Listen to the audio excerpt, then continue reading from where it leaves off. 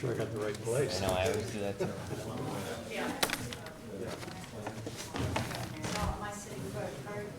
Yes.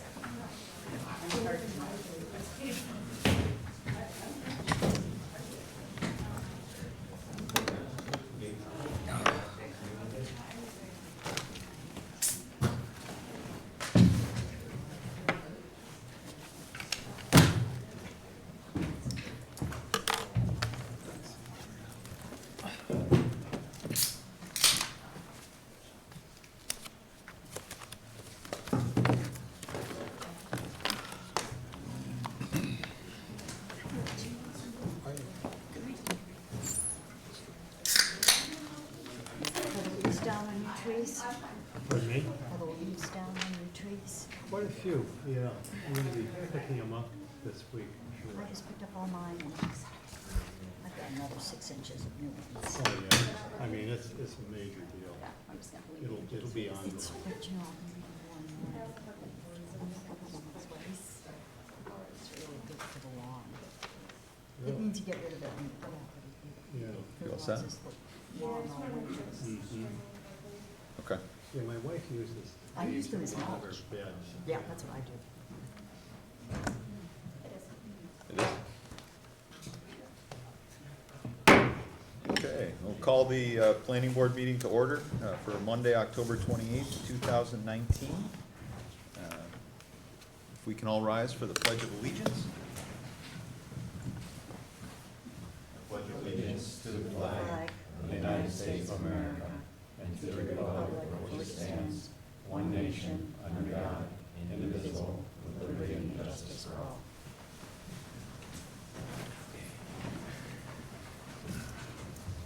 Okay, we do have one special item to insert into the agenda.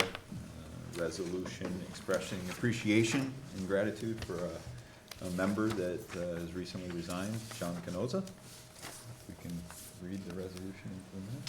Sure. So a resolution expressing appreciation and gratitude to John Canoza for exemplary service as a member of the planning board of the city of Plattsburgh. Whereas John Canoza has served with distinction as a member of the planning board of the city of Plattsburgh since 2015 and has retired from service as of October 2019. And whereas during his tenure as vice chairman of the planning board, Mr. Canoza displayed able leadership and guidance in his role. And whereas Mr. Canoza has given generously of his time and efforts in a dignified, faithful, and professional manner, and through his service has made outstanding contributions to the welfare, safety, and quality of life in the city of Plattsburgh. And whereas Mr. Canoza has earned the respect of his colleagues in both the city of Plattsburgh and throughout the county of Clinton, now therefore be it resolved that the planning board of the city of Plattsburgh thanks John Canoza for his years of service and expresses its appreciation and gratitude for his exemplary service and many contributions to the city of Plattsburgh and its residents. And further be it resolved that the planning board decrees that John Canoza be furnished a copy of this resolution, which is spread upon the minutes of the October 28th, 2019 City of Plattsburgh planning board meeting. Thank you. John was a very valuable member to the board. We wish him luck, and he'll be missed. Yep. Do I have a motion to accept the resolution? I'll make a motion to accept the resolution and have it spread upon the minute. Second. Second. Roll call? Jim McMillan, Yes. Martha Gilbert, Yes. Derek Rosenbaum, Yes. Josh Carter, Yes. Loretta Rios. Yes. Thank you. Okay, old business. Item number 1, planning board item number 2018-21, 424 Margaret Street. This is a project that has been in front of the planning board before, is currently tabled. It's a request to demolish the existing McDonald's restaurant and reconstruct a new McDonald's restaurant with a dual lane drive-through. Additional site improvements to include new parking, trash enclosure, utilities, lighting, and landscaping. The applicant is McDonald's USA. The plan preparer is Bowler Engineering. Okay. So I'm going to present the project really quick, and then I'll open it up to you to have further discussion with the planning board. Thank you. Okay, so again, this is a request to, oops, how did I get so far into the plan? Sorry, let me back it up. Actually, broke it.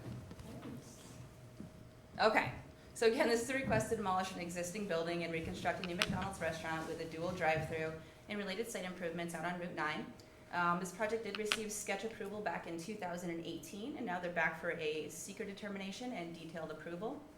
I'm going to go kind of fast through these slides because I know the project has been reviewed by the planning board multiple times, and not much has changed this month. So this is an overview of the site, Route 9 North.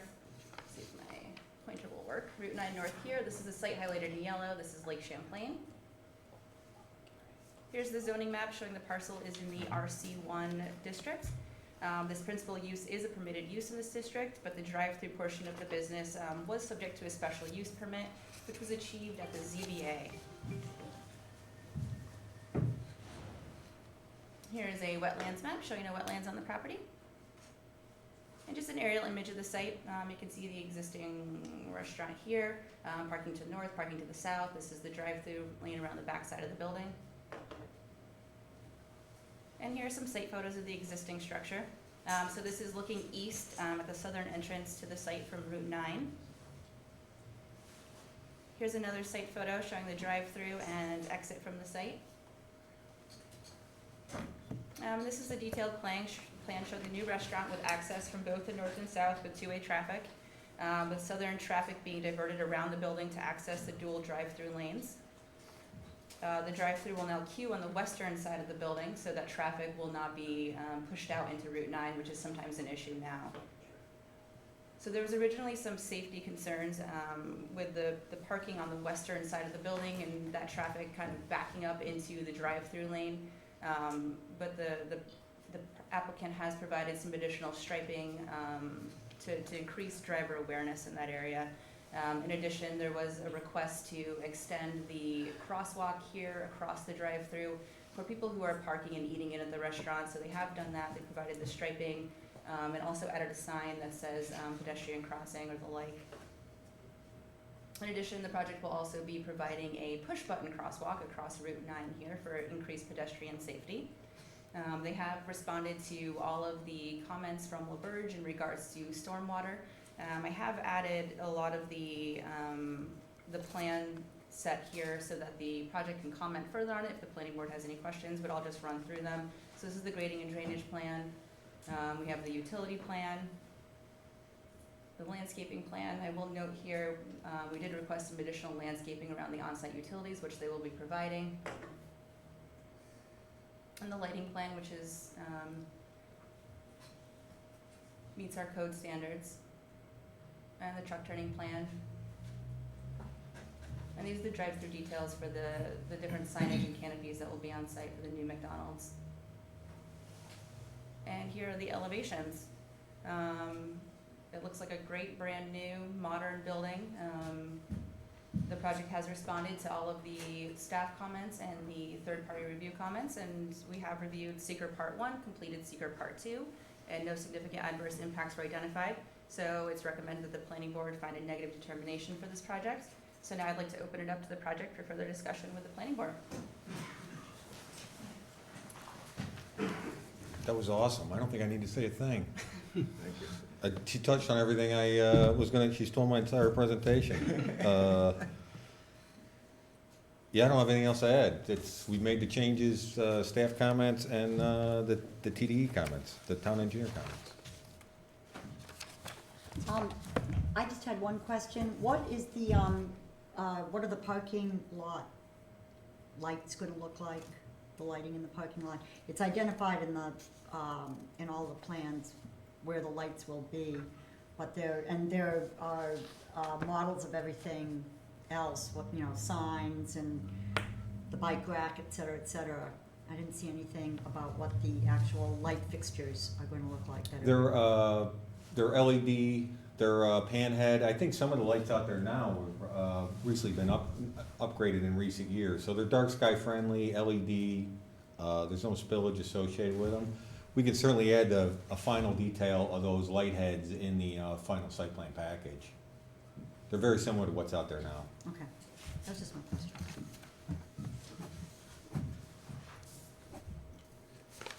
Any other member comments? Everything looks good. I think there were only two other questions that were discussed at the pre-meeting. One was, do you have an intended schedule now Uh, moving forward? Probably, if all goes well, it would, break as soon as, possible in the spring, and I mean like late winter, Mhm. because we would want the place to be back open by Memorial Day, so we're gonna try and squeeze it in that period. Okay. If you could provide us with a copy of your demolition plan and phase construction plan for our Yep. file. I saw those in the, condition, yep. Okay. It's about, 110 days of construction. Wow, that's quick. We have a very good contractor who's done many a project for McDonald's, so. I think the only other comment, just to clarify, is there was the discussion about the crosswalk coming across, I guess, the southern portion of the, To, to the. Margaret Street or the parking area? To the parking area that would dead end. Mhm. I guess I wanted to just say if the planning board recognizes your comment about it sort of dead ending Yes, at the parking stall. As a designer, we could not put that Yeah. path on, leading you to a parking stall. And we recognize Yeah. that. Thank you. So, Okay, if there's no further comments from the board, we do have a public hearing associated with this application. So I will open up the public hearing to any public comment. Okay, if no one has any public comment, then I will close the public hearing. And we do have a long form seeker in front of us for consideration.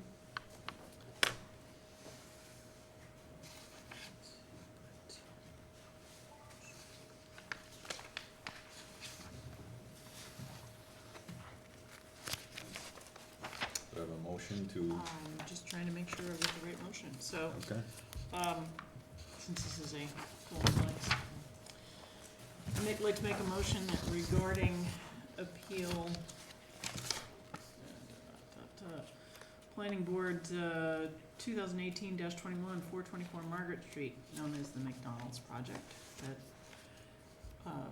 we are willing to adopt part 2 of the full environmental assessment form as prepared by the city planner to determine that the project will result in no significant adverse environmental impacts, and therefore authorize the city planner and the chairman to sign part 3 of the environmental assessment form to issue a negative declaration. Second. second. Any further comment? Roll call? Lindsay Goldberg, Yes. Derek Rosenbaum, Yes. Ted Turner, Yes. Rita Rietsma, Yes. Jim Zambello. Yes. Okay. As far as the final site plan review approval, do you have a motion for consideration? I'm just trying to consider the words, because sometimes we have conditioned upon whatever, but really, since the site plan has been resubmitted completely, so it was really just this version. Plus, do we need anything else? That they give you the construction schedule? Right, so there's a couple On of, responding to staff comments.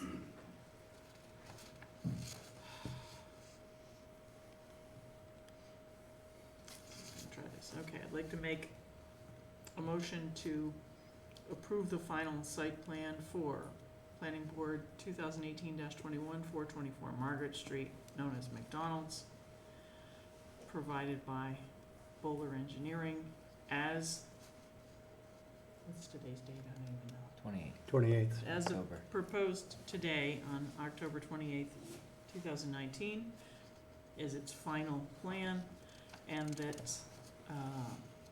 you coordinate with the planning office, the community development office, in terms of the construction schedule. Anything else? Do you want the final detail of the lighting fixture? Yes, an image of from a catalog of the lighting to be provided.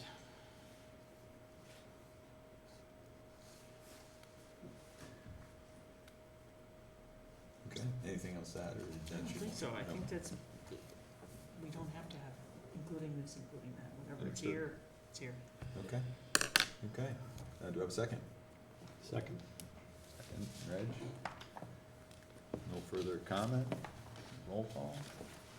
Derek Rosenbaum, Yes. Reg Carter, Yes. Larry Edzema, Yes.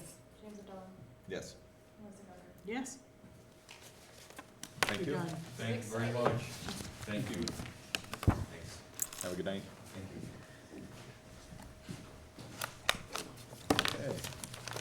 Moving on to planning board item number 2019-09, 61 Beekman Street. Again, this is an application that's been in front of the board before and was tabled.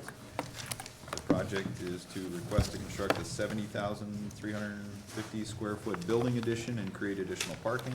Applicant is Violet Home LLC. Plan preparer is Violet Home LLC. Historic site review, sketch site plan review. This one, you guys actually need to make a motion to remove it from the table. Okay, I'd like to make a motion, So, actually, I got, how come we didn't remove that? Because they were tabled specifically to this meeting. Oh, actually, before we do that, I'd like to point that I will recuse myself from this application as my engineering firm represents the owner. To also clarify, I will be removing myself from the planning board application, the following application for 2019 I'm so excited I almost left my easel. Yeah. We're gonna miss you. Nice to meet you soon. Now we can take that. okay. Okay. You're gonna do some narrative? Yeah, sure am. Go ahead. Okay, so again, this is, whoop, Sorry. oh, motion to take it off the table, that's right. Oh, yeah, we need to, can I have a motion to remove this from the table and put it back into discussion or into the ether? Motion to remove from the table. Do I have a second? I'll Second. Okay. Roll call. Loretta? Derek first, sorry. Roll call, or, Martha Gilbert, yes, Derek Rosenbaum. Yes. Reg Carter, Yes. Rotary Edzema. Yes. okay. All right. So again, this is a request to construct a new approximately 70,000 square foot senior housing facility with associated parking and site improvements. The planning board has heard this project previously, but the current application and plan have been substantially modified, so we'll present it again at sketch. And this is an overview of the site. So here we are on the corner of Beekman Street and Cornelia Street, this large lot here that is currently the Vilas home. CVPH is over here. Here's the zoning map showing the property is in the R1 residential district. The project as proposed will have to seek a number of variances from the ZBA and a special use permit for nursing and rest home in the R1 district. This is a map showing the property is a registered historic site. And I also have the SHPO inventory form showing the property registered as the SF Vilas home for aged and infirmed ladies.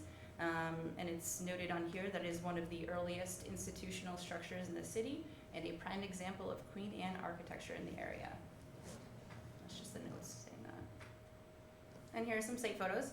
So this is looking east, standing on Cornelia Street with the Vilas home on the left.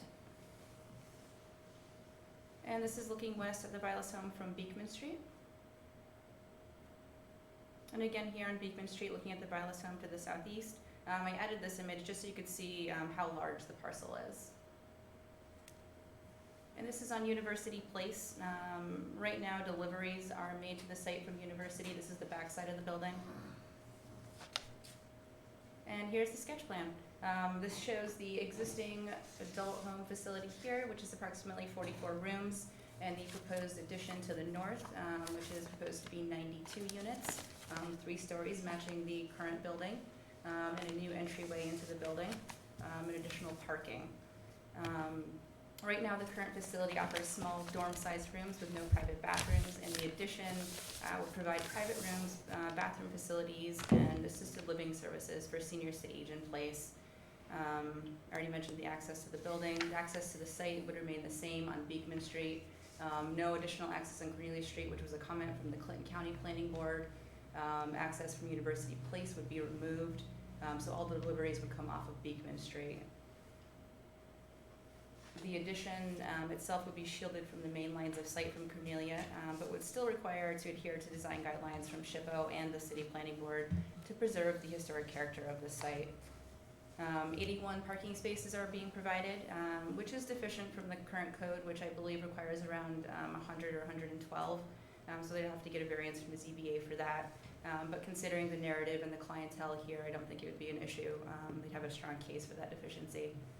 Of course, this project is still at sketch, so we'll need additional information, including stormwater plan, landscaping plan, lighting plan, all of that good stuff, all the details, coordination with SHPO. Then obviously a project timeline, then all the variances will have to be achieved before they're back in front of you guys again. I know you guys do run a smaller facility in Essex County, and you recognize the need in this area for this type of facility, so I think you just have a great story to tell. And I'll open it up to you now to further discuss with the planning board. Okay. Thank you for that overview of the project.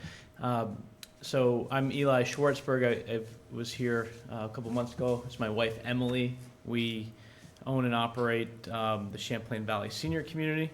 Just want to start out by saying thank you for your time. Thank you for having us, and we're really looking forward to working with you guys to make an incredible addition to the current Vilas home. It's a very special property in the city, and has a lot of history, and that's one of the main reasons that we were originally attracted to it, and we enjoy historic preservation. We enjoy creating a community that has character, that isn't cookie cutter, that isn't just you could be anywhere in the United States, or it's something that is the residents in Willsboro really enjoy, and something that we're looking to continue here in Plattsburgh.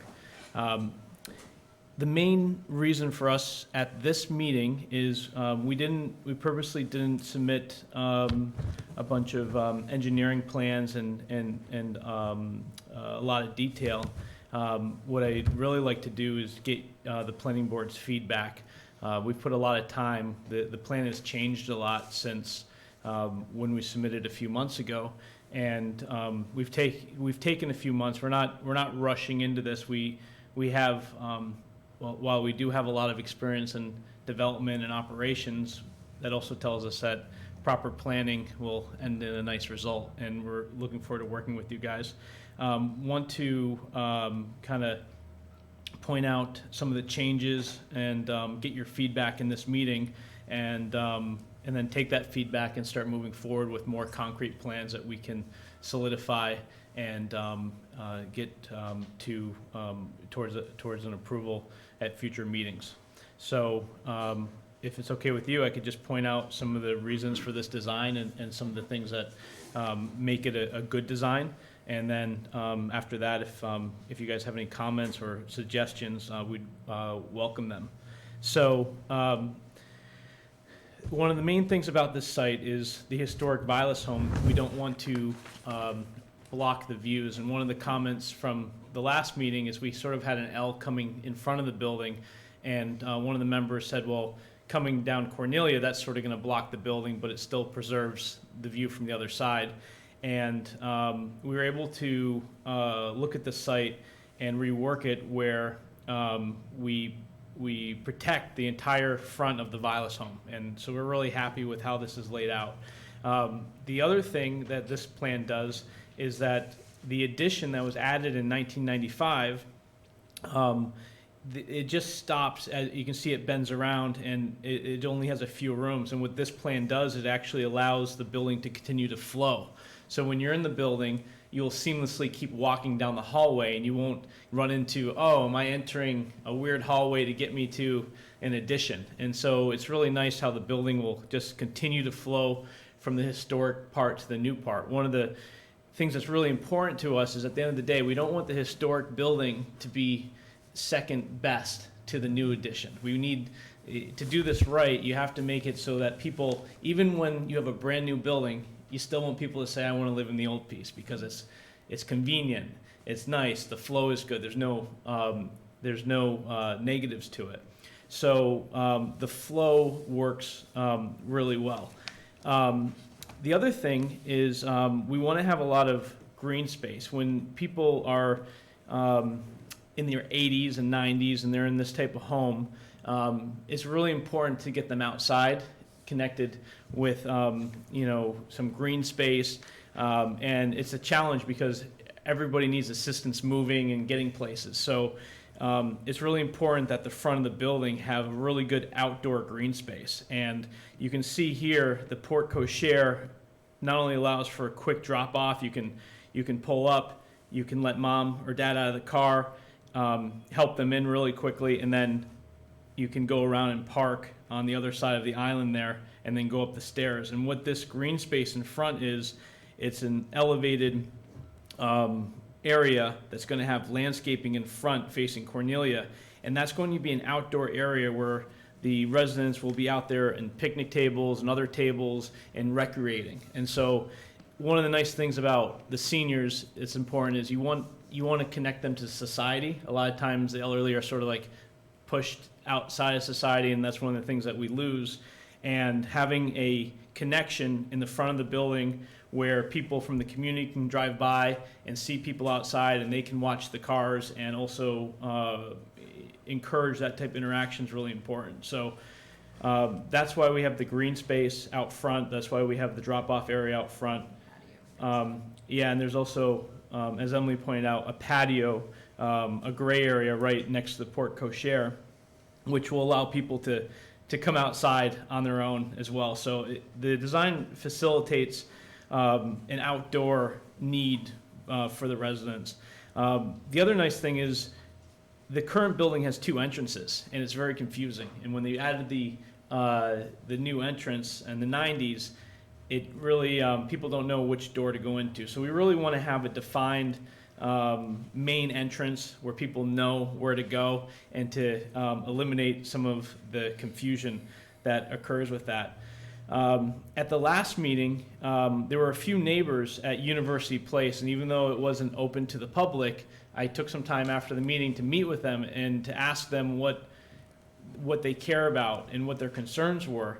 And their concerns were University Place, even though that is currently used for deliveries, it's a narrow road, it's not well kept, and they also, so they don't want a lot of traffic going by their houses on University Place, especially if we're adding more staff and things like that. So I thought that was really good feedback that the neighbors gave me, and we worked this design where we would stay off of University Place, and we would have extra landscaping back there. So you can see the trees are a little bit bigger, but when we do our landscaping plan, I'm going to do a really nice job to provide a great buffer of, from the building. I don't think the building's going to be that intrusive on the neighbors, but I think that if they're looking at a nice landscaping across that area, it'll be really nice, and it'll actually be an improvement because they won't have any facility traffic. Right now they probably have quite a few cars going by there for delivery trucks and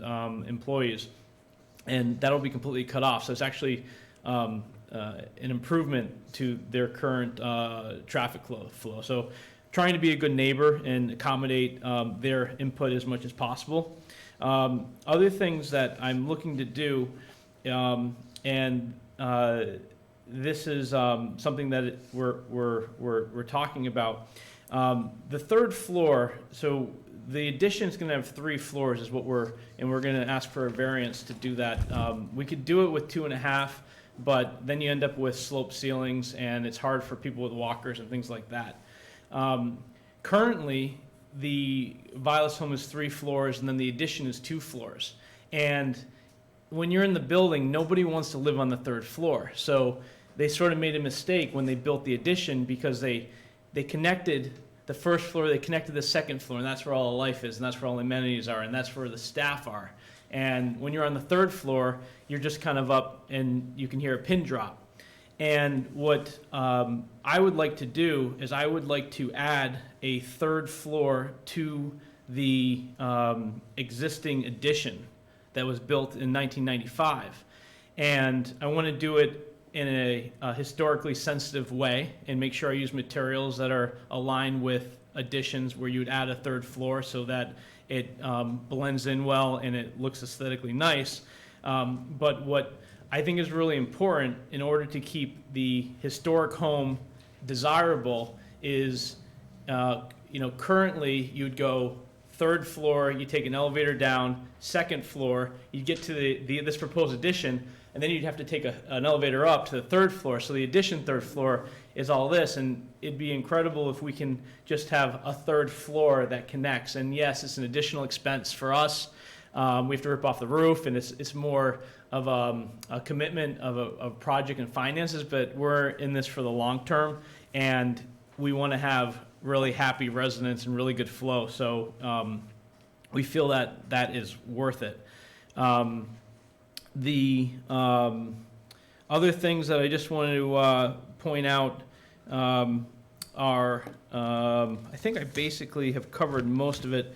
Something that's also important to me, I know it's important to the planning board and planning boards in general, is that, garbage and sort of your back of the house space, it's sort of on the site trying to figure out where the best place to put it is. And I believe that the corner that we have it on here, away from basically Beekman, away from Cornelia, shielded from the public. And this design allows the garbage, the employee entrance, deliveries to all be kind of tucked away from the two main avenues, and we can add some shielding and things like that, but it's just a natural spot where you're not going to drive by in either main road and see a bunch of dumpsters or delivery trucks and things like that. So that's something I think is really positive. The other nice thing about this design is the whole area between where you see generators is sort of kind of in between the two buildings near the half circle. That is going to be a memory care courtyard. So we are going to have secure memory care wings for people with Alzheimer's and dementia, and one of the most important things for them is to be able to get outside, because their brains still work as far as smelling and touch and taste and birds and all that. So we really want to turn that area into a secure outdoor area. It won't be like secure, like, you think of secure. It'll just be, it could be a wood fence. It's not like it has to be super secure, but just something so that where they're not going to wander off. And so this allows for us to have a really nice outdoor memory care garden that's secure as well. We're using the half circle that has historically been there. I think that's really nice. Some comments came up about, cars kind of pooling on the traffic light where you get to Cornelia and Beekman. That's one of the things that the neighbors brought up. So I thought it was a really good idea to keep one of the entrances, exits further down the line on Beekman, so that people have the option to not have to pool in traffic there. And that's the gist of it. I'd be happy to, I think I covered pretty much most of the things. So again, I'd really like to hear your guys' feedback, and if there's anything that you think should be changed or tweaked, and we'd really love to hear what you guys think about this before we move to next steps. Well, I can tell you, I'm really excited about this. Oh, good. This is nice. This is a good development. It's close to the hospital. It's convenient. I've got a friend that has someone in your home further down, and it's hard for her because it's a 40-minute drive to go see her dad. And she wanted to get him in here somewhere, and he's pretty healthy, so I think he'll live long enough to get this done, and we can get him moved in. Yeah. It's there's a real big need for this, and the answer isn't just more nursing homes and more. Emily and I, we do a very dignified approach, and we're able to take care of people who basically end up in the nursing home but don't need to be there. So they're paying extra money and using extra resources and even extra taxpayers' money because they're getting the Medicare and Medicaid, when they can have a higher quality of life, a better living environment, and they can actually afford it with their own, retirement and things like that. So there is a big need, and we're very excited to to be able to meet that need. We really enjoy what we do, and we really enjoy helping people, and this is a project that will allow us to do more of that in this area, and so it's very fulfilling for us. Are there any other, sorry, Lorena, are there any other planned renovations for the interior? Oh, Do you yeah, that's a already good have point. Yeah, dining thank you rooms and for, kitchens? good question. That's one of the things I wanted to say. So, what I want to do with the interior is I want to do a historical renovation of the entire building, okay? And I want to do this as one submission. Currently, there's 42 rooms in the building, and I want to add the third floor, but I don't want to increase the number of rooms.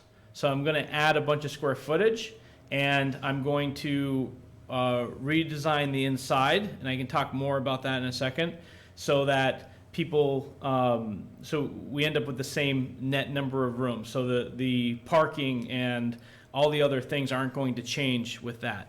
But just to speak about the inside, in Willsboro, we renovated, it was an option for us, we chose to renovate the building with the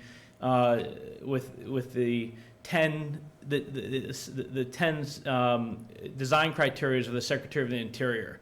And if you decide to work with them and you can get historic tax credits. And if you follow things, you can do that. And we worked with them, and it worked out really well.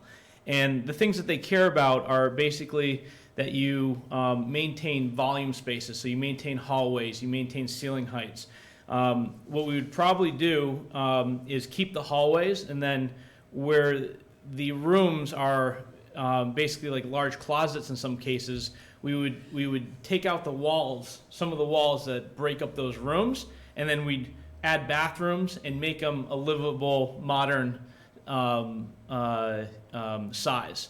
The doorways from the halls, we would try and keep those in place as much as possible, but if we had to recut a door, it would be done with a type of door and a trim that matches everything else and preserves overall integrity of the building. So that is really exciting because the Vilas home will not lose any of its historical charm, but it will meet the needs of today's clientele.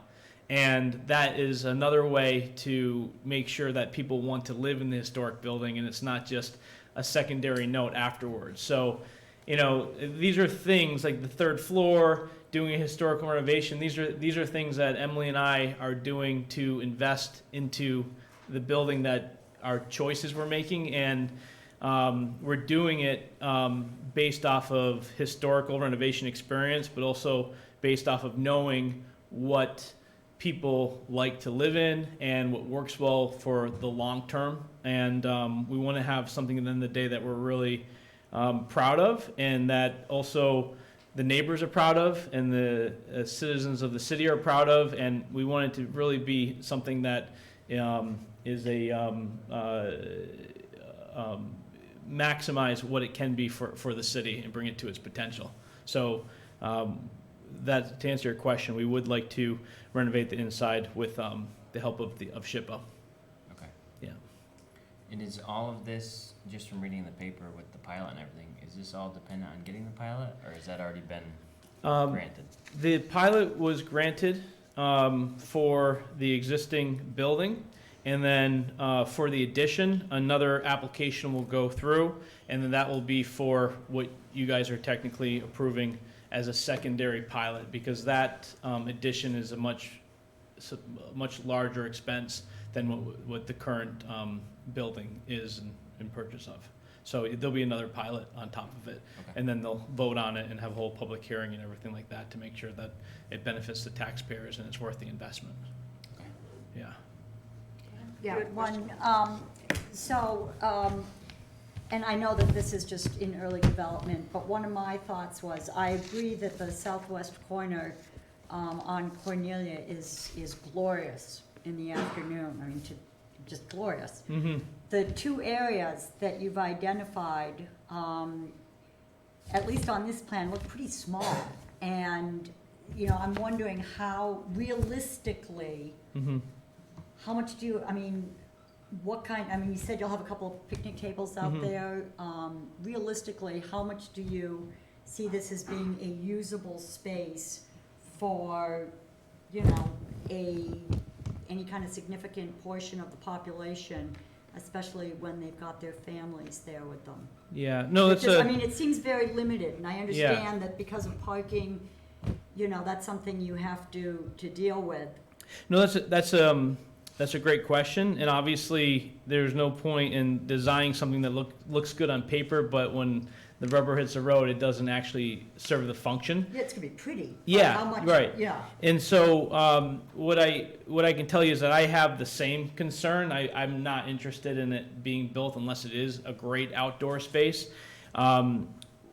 What we have here, have you seen the assisted living in Willsboro that we have? Have you ever seen the old school that we renovated? I've seen photographs of it up Okay. and down there. So that building has a very similar design out front. It's got a retaining wall where cars park, and it's elevated, which is nice because you don't have to worry about people walking, off property because there's a barrier. It's safe, but it's elevated, and our residents use it a lot, and it was a real successful thing that we did with an existing lawn. We couldn't really change it because of how that school was built. But what this is, I made it a lot wider and longer. So I kind of took what I know works well in Willsboro and that my residents enjoy and don't have a problem with, and I've expanded it to make it even bigger. I think that I do want to take more of a look at that. I'm not necessarily saying it's not good enough, but I do think that I should talk to the engineer, I should talk to the architect, I should walk it, measure it, just really make sure. I think it's in the perfect spot because if you're in a walker, you can get out the front door and you can walk 10 feet. There you are in the grass. But maybe it needs to be 20% bigger. Maybe it's perfect. But I will take your question and I will look into it. Right. You also have a large percentage of people that are going to be in the secure memory care area, so a lot of their access will be in that other courtyard there. Yeah.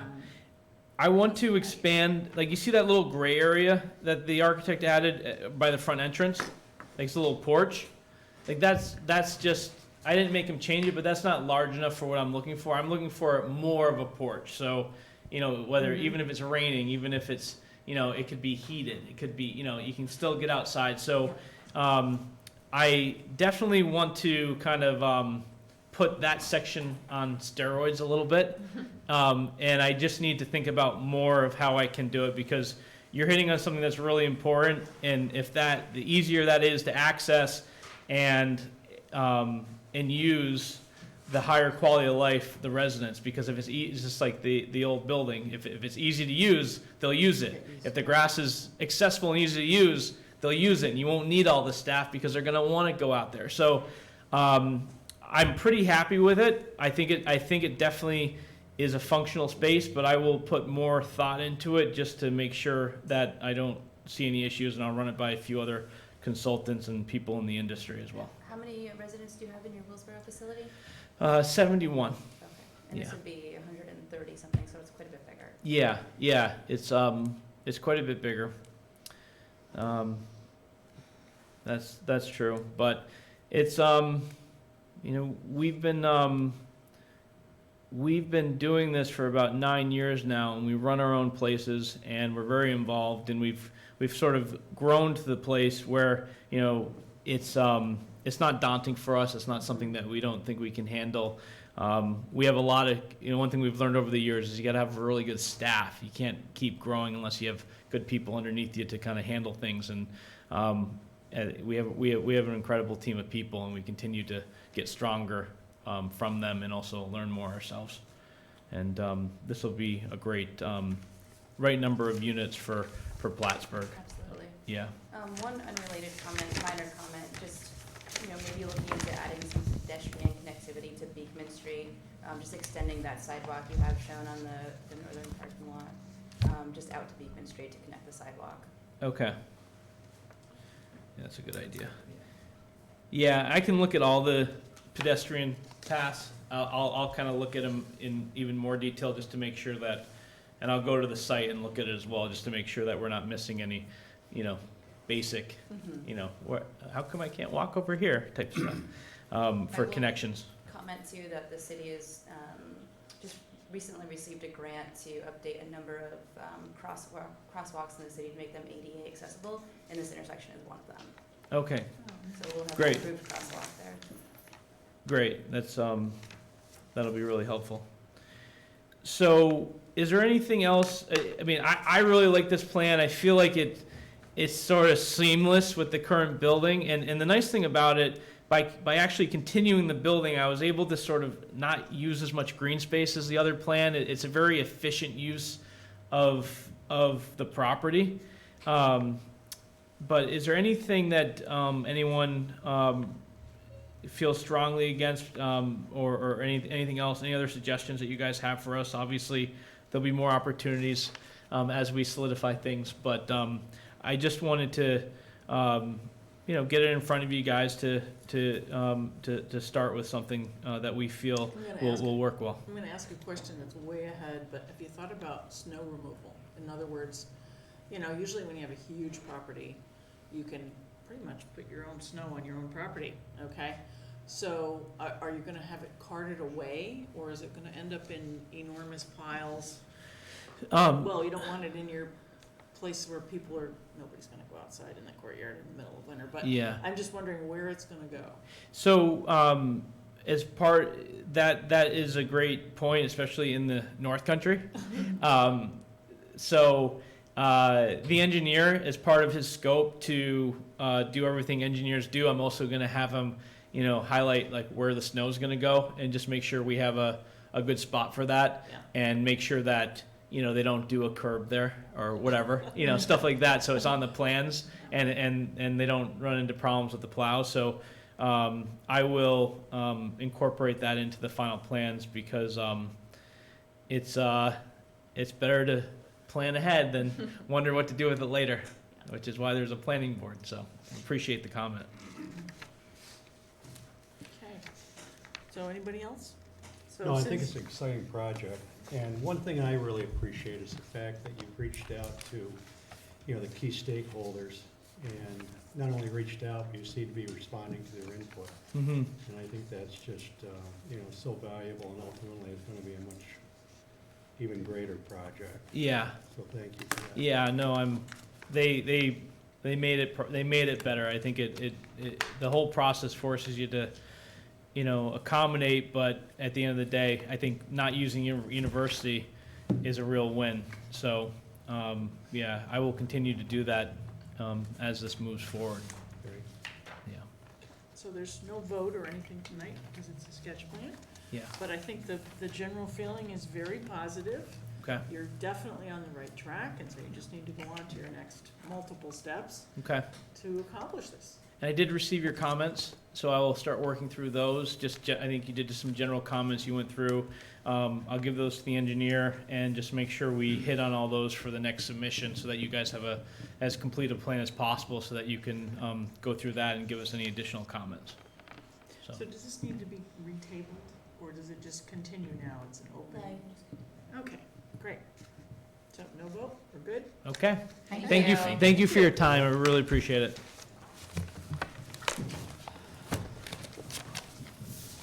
Okay, next is 2, 4, and 10 George Street. A long-form seeker approval? Do we have that?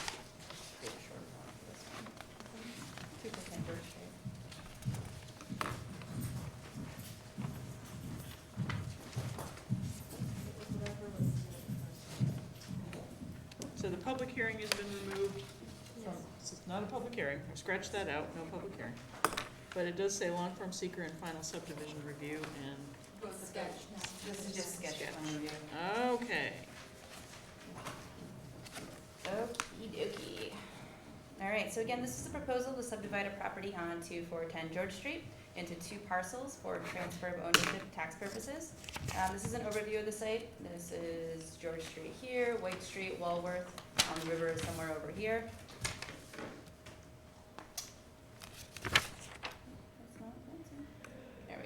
And here's our zoning map showing the property is in the industrial district.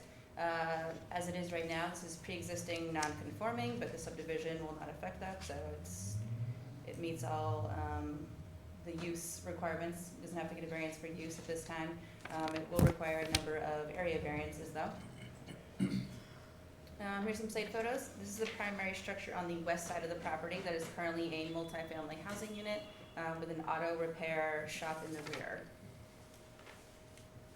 And this is the structure on the east side of the property, which is a single-family residence and currently occupied. This is proposed to be Lot A, so this structure will be subdivided out from the entire lot, so this will be Lot A, and all the remaining structures will be Lot B. And here's the sketch plan, showing the multiple buildings on the property. The yellow line here is the new proposed lot line, so this is Lot A here with that single-family residence, Lot B with the multifamily residence here, auto repair shop in the back, and some accessory structures. Like I said, this will require a number of variances, including an area variance for minimum lot size for both parcels, an area variance for minimum lot width for parcel A, and an area variance for deficient side yard setbacks for both parcel A and B. We have reviewed seeker part 1 and the project documents and determined this to be an unlisted action at this time. And I would like to open it up to the engineer for further discussion. Yes, thank you, Milena. My name is Mike Kuhn. I'm an engineer with AEDA. We're representing the Mesick Estate. We were before you 2 months ago with a similar sketch plan. Not a lot's changed. It's not substantially different in the approach other than we've had time to gather more background information. That said, this sketch plan represents the full boundary survey which was performed on the properties. There's 4 deeded properties, all combined by one tax map by the assessor.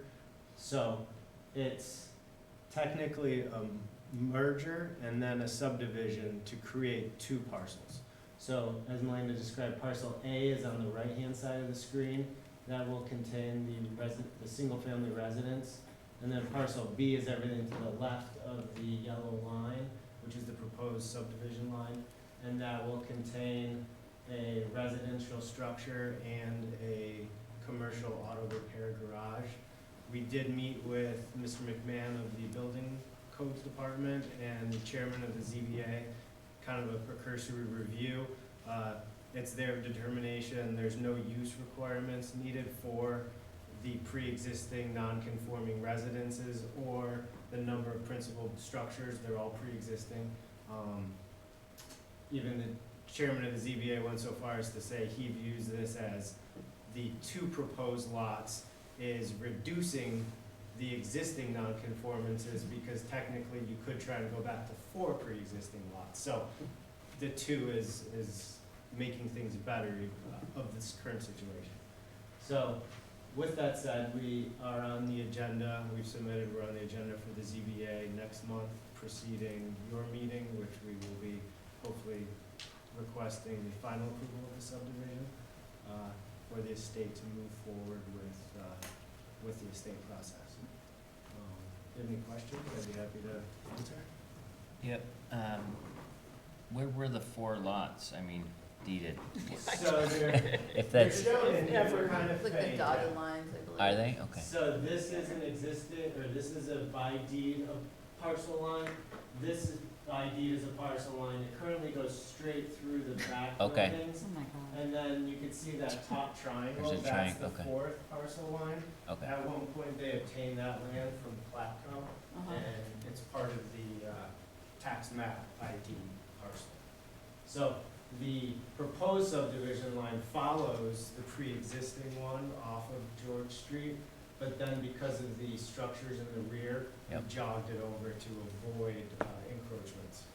So it was just a merger by the assessor for tax map, but not the actual deed descriptions were not. Correct, right, there's been no new deed filed or anything like that. It was explained, it comes down to if parcels are owned by the same landowner and they're adjacent, it's like a de facto type of thing that the assessor can So then, part of the subdivision is describing them all as one and then subdividing them into two, essentially? Two deeds. Right, so we Just would create two two deeds deeds. for each, for parcel A and parcel B, and then they would be established legally therefore as standalone parcels.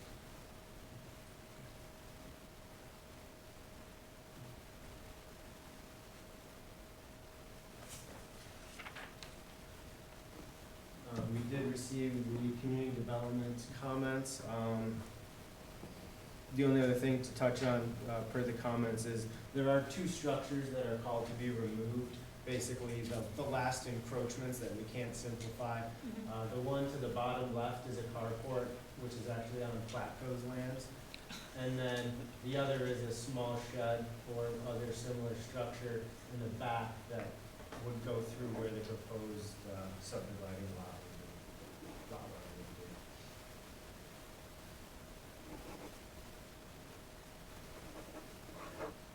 We did coordinate with the Department of Public Works.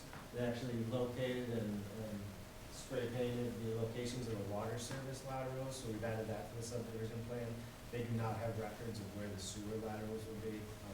So there's a comment, but I'm not sure we could easily describe that. But we did determine through the water that the residential structures have their own water and sewer services. So that was one question dating back to would cross easements be required. Right, as long as DPW can confirm it doesn't cross the lot line, that's fine. Right, so we're not in that frame where we would have to deal with these Okay. things. Marissa, based on just things in the past, we're not setting any precedents, we're not following anything the same way as we have in the past. right? Again, you know, I haven't been on this board long enough, and we've seen things like this for zoning before, for Mhm. area variances and chopping up, again, in old parts of the city, where you end up with things like this, and it wasn't an issue because it was always in the same family. Right. And it's an issue now, and this is cleaner. Yeah, I think that makes sense. Yeah, I'm happy, I mean, I'd be happier if it were actually 3 parcels, right, I think. But at some point it might be, right, maybe. So everything on But pulling parcel, off the one on the right for now is a good plan, and not having a lot line go through a building is also a good plan. so everything on parcel B is a 2-family and then 2 auto repair uses, basically? Yep.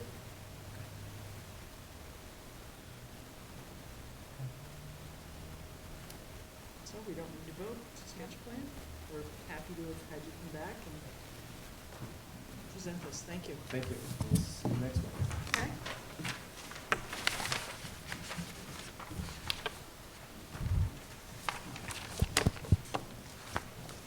I'm wondering if I was here for this, because I didn't. No, you weren't, because I was chairman. I don't recognize it. I got bumped up. Yeah.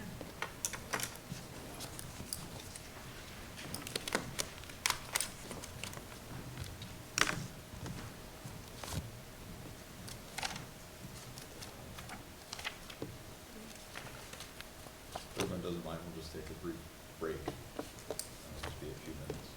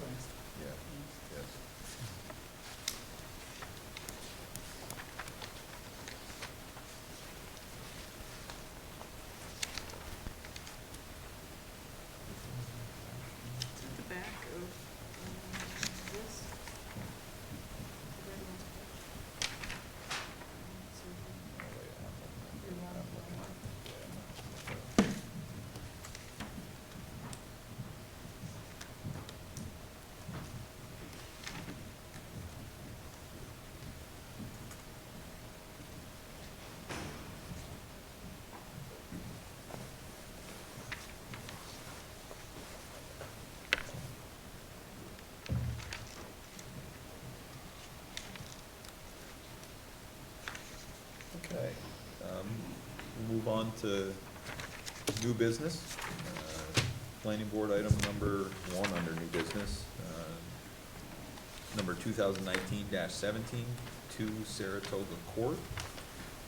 This is a request to subdivide a parcel, an existing 42,579 square foot lot, 2 lots, 22,000 square feet, and 10,774 square feet.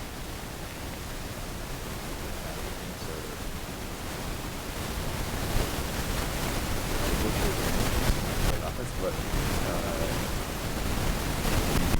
plan prepared. Folks. Oh, sorry, go ahead. Go ahead. Sorry. All right, again, this is a 3-lot subdivision to carve out 1 lot with an existing single-family residence and create 2 new buildable parcels from 1 large lot on Saratoga Court. This is an overview of the site. This is the lot here. It's actually quite large, as you can see, compared to all the other lots in this neighborhood off of Prospect. Here's the zoning map showing the property is in the R1 residential district. Oops, I'm not doing that. I don't even know where we are now. We're way ahead. We're way ahead. There, flag. There it We're is. getting there. There we go. Okay, so this map is just showing that the property is not in a historic district, there are no wetlands on the property, etc. Here are some site photos. This is on the corner of Saratoga is here, this is Flagler Drive coming out of Prospect. So this lot is this large lot here, it's actually like a big corner lot. As Jim said, it's over 42,000 square feet. This is sitting on Flagler Drive, the lot is here to the left. The proposed boundary line for 2 new buildable parcels is approximately on Flagler Drive. And then the existing single-family residence will be carved out from this lot as well. Apparently the key sticks, I don't know, I'm sorry yet.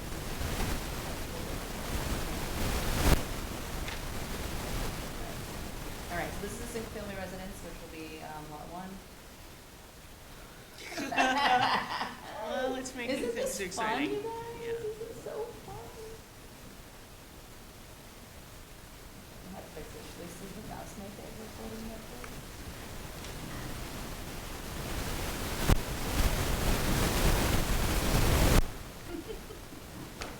Okay. Sketch plan. All right, so this is the subdivision sketch plan showing the 3 new lots.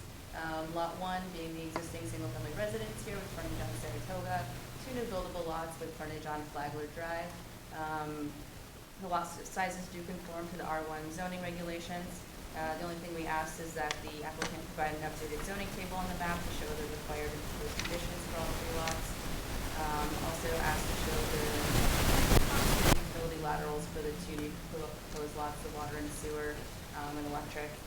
And Jim also mentioned that typically these plats also show typical driveway details, and the water and sewer extensions. Other than that, the subdivision is considered a minor subdivision that doesn't comply with all zoning regulations. And the views to the and I'd like to open it up to Dean for further comment. Basically, touched upon, Elena indicated or described earlier, this is a large lot. It's a large lot for a reason. This lot was part of the original development in this area, and it was, the existing house was located because there were some old easements that were held by New York State Electric and Gas and by Georgia Pacific. The NYSEG was transferred to the city of Plattsburgh, and then the one from Georgia Pacific has since been terminated. So what that has done is, in that time frame, there has been significant amount of development further to the west, where these lines ran through, and you could see on the aerial photo how much development has occurred. So with this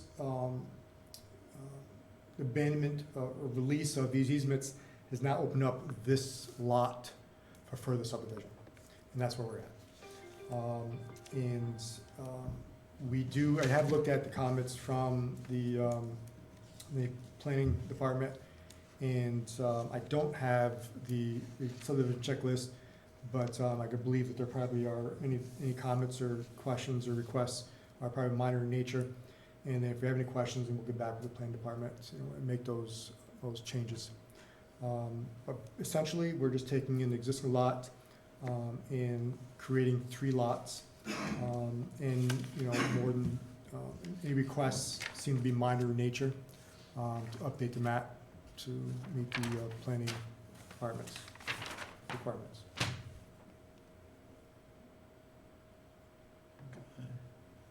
Does anybody on the board have any other further comments or questions?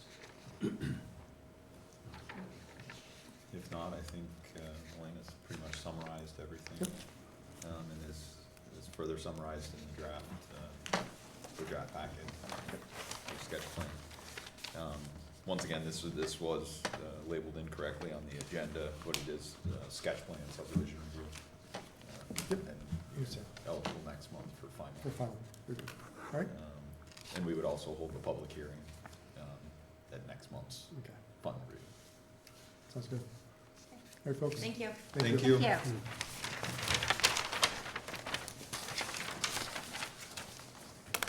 Okay, moving on to item number 2. This is planning board application number 2019-18, 96 Court Street. It's a request to replace an existing fence with a new fence within a historic district. The applicant is Anita and Glenn Drogi Lyons. Plan preparer is C&E Fence. Is there a representative from the project here? She was sitting in the audience earlier. She has to be pushed later on the agenda if she couldn't make it in time. If we want to skip over this Okay, one. Okay. and this is the same applicant Yeah, as well Six, on Yeah, the the next one. for number next 3. one. So if the board doesn't have any concern, we'll bring those to the end? Right. Okay, okay. So moving on to item number 4. This is planning board application number 2019-20, 1B College Avenue. Project is to request to subdivide an existing parcel of 2.22 acres into 2 parcels of 26,781 square feet and 69,788 square feet located in the corner of College Avenue and Ruger Street. The applicant is Susan Berg LLC. Plan preparer is Scott Allen. We have a short form seeker, and it is a sketch plan subdivision review. Alrighty, so again, a request to subdivide a parcel with 4 apartment buildings, with 10 units each into 2 separate parcels. Lot 1 will have 1 building, which will be up here on the north, and lot 2 will be the remaining 3 buildings along College Avenue. So this is, I'm sorry, this is an overview of the site. This is College Avenue here, this is River Street, so you can idea of where we are. This is the city-town boundary right here.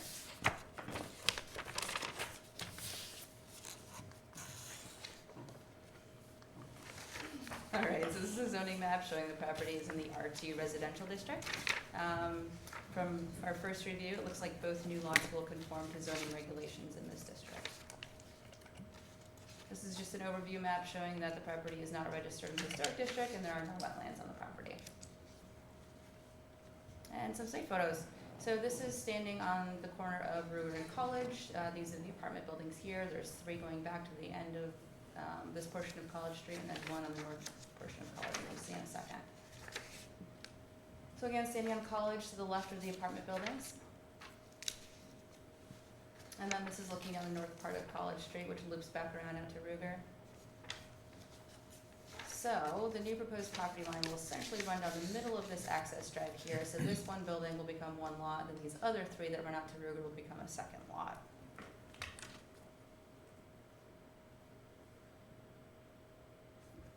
And here's the sketch plan. So again, like I said earlier, lot 1 will be this 1 apartment complex here with 10 units. The remaining 3 buildings will be lot 2. They do meet all the zoning requirements for this district. The project had provided a zoning table. The only thing that we were missing and that was in question was a parking table, just to make sure that there's sufficient parking for all of the units on site. We've also asked the project to show any utility laterals to identify if any easements will be necessary. And also, in addition, provide a draft access easement for access off of College Avenue for both Lot 1 and Lot 2. This project is considered a minor subdivision and meets all the requirements in this district. I'd now like to open it up to the applicant for further discussion. Thank you very much, Melina. You make my work a lot easier, as I'm sure you all will agree. You're very fortunate to have her. Thanks a lot, Mary. Thank you. I'm just gonna jot down a note to add the parking requirements to the zoning tables. But yeah, we reviewed Melina's comments to show utility connections. And obviously, we want to get the easement drafted up for the shared driveway agreement that comes south off College Avenue. And if there's a need for any utility easements, we'll include that all in the same document. That's pretty much all I have. Covered it well. Any questions that I can address before we come back? I think I just had one more that I didn't think of when we met earlier. In terms of garbage, a dumpster, whatever, is there a dumpster on that site, and where would garbage go for the new? Right, and that was one of the comments, I believe, that was in the packet. I don't have a pointer on me, but. Is this the good dumpster right here? You got it, yeah, there's one there that serves lot one. Oh, But okay, there's okay, I did only one not. other one though, that serves, And that's the other one? yeah, but that's, It looks like it says garage. Yeah, there is but another what I dumpster need to somewhere. do, and I think your point is, Melina, to make sure that lot two doesn't have to These- rely on the dumpster for lot Right. one. Right, that was Otherwise, my, we'll have to include that in our mutual agreement. Okay. Between the lots, so. okay. Any other comments or questions from the board? No. If not, this is a sketch plan review. Obviously, we'll schedule the final plan review, Scott, if that's next month, and we would have a public hearing. Yes. Quick question for you. What's the deadline to get in for November next 1st. month? Pardon me? This Friday, November 1st. It's a tight You guys, timeline. you guys seem to consider giving us a little break on that between sketch and final. Yeah. Typically for returning applicants, where it's a continuing application like this, I'm able to accept out to a week late. Yeah, because it might take us a little while to Sure. get all of these utilities Yeah. straightened out. But, yeah, otherwise, we'll plan on being here next month. All right. Thank you all Thank you, very Scott. much. Thank you.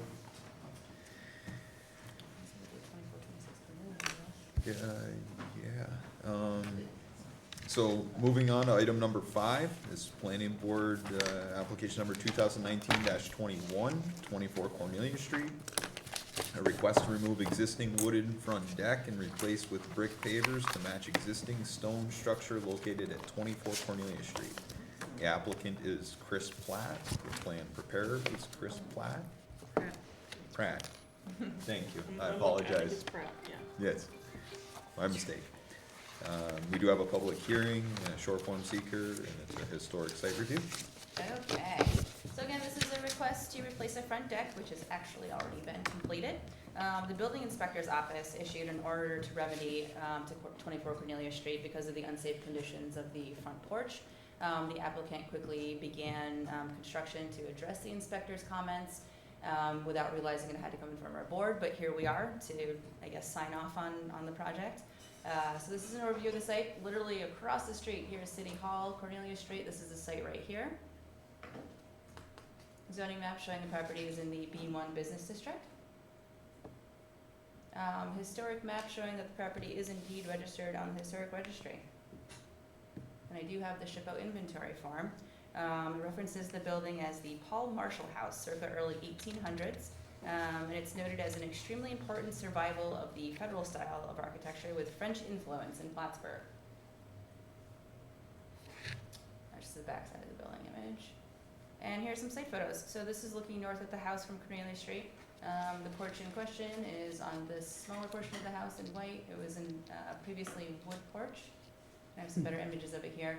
So this was the porch, in disrepair at this time, but the property owner ripped out some shrubbery and hedges, and the porch further deteriorated, which is when the building inspector's office sent a letter to the project.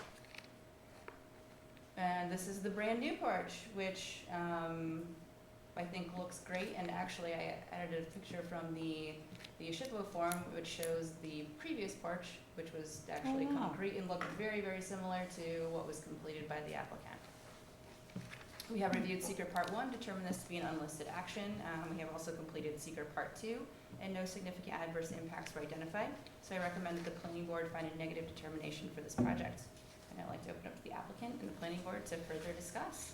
Thank you. I'm Chris Pratt, the owner of 24. As she stated, I received a violation from the city board of the project.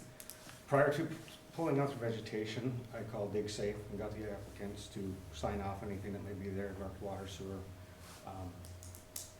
Didn't realize I was doing something in the wrong. Didn't realize that my property was, I knew it had historical value, it's 190 years old, but I didn't realize it was registered on the historical registry. So upon working on the project in day 2, I was approached by a code officer and said, hey, this is not how we can go about this. Just to further the project is not pinned to the house. We did not determine, destroy, or do anything to the existing structure. Those are simply paver bricks that are stacked and epoxied on the outside to rebuild the wall. After a review of going through, learning about the property, we found a photo from 1978 when the project was registered, and we noticed that there was a flare on that truck, on the picture adjoining the city street. So I added that flare to try to keep the original look of what was there. My intentions were not to do anything out of the ordinary. We wanted to improve the look of the property. Now that I know the process, I'm here to apologize and ask for forgiveness. Looks really good. This is a sample of the stone that we used, tried to match the original stone that was on the building as close as we could. Of course, it's 100 years old, tried to get close to that. One of the citations on the violation was painting. I did not include that in the proposal, so I would ask that maybe you guys would be okay with me painting the property in the spring. It would be like the light that's there. In my opinion, it looks a heck of a lot better than what was there. Oh, yeah. We need to You're have a right, public hearing before we go to seeker. None of those comments before we. No comments? And I realize that, you know, you've got the shorter step and then the 78 photo shows actually a elongated step. Yeah, is there any way that can actually happen, or is that impossible? In the 78 step also, you notice that there's a double hourglass looking flare. But back in that photo, you can see that there's more room in the front. As for instance, you can see where the meter is, there was more road frontage. Mm-hmm. So in order to create that acceptance value to do that, it would just look too Yeah, to be, because we don't have the road frontage there. Anymore. So we decided to go with that to try to make it look proportional to what's there today. now, nothing to do with what we control, but is there gonna be some landscaping that goes back in Well, here? that's another thing, am I able to do that? It's not our job. We Can I don't do that control. without proposal? You don't have to ask us permission to do Okay, landscaping. perfect. Yes, we'd love to add a tree or two there. Yeah. No, We're I just, stopped at this we're just point. being curious at this point. In Okay. other words, what, As of, in 78, there was a tree, looked like about in that area. Yeah. And we talked about maybe a flowering crab tree or something there to break up that area. See, here Yeah. looks like a maple tree or something in there. We don't look at painting either.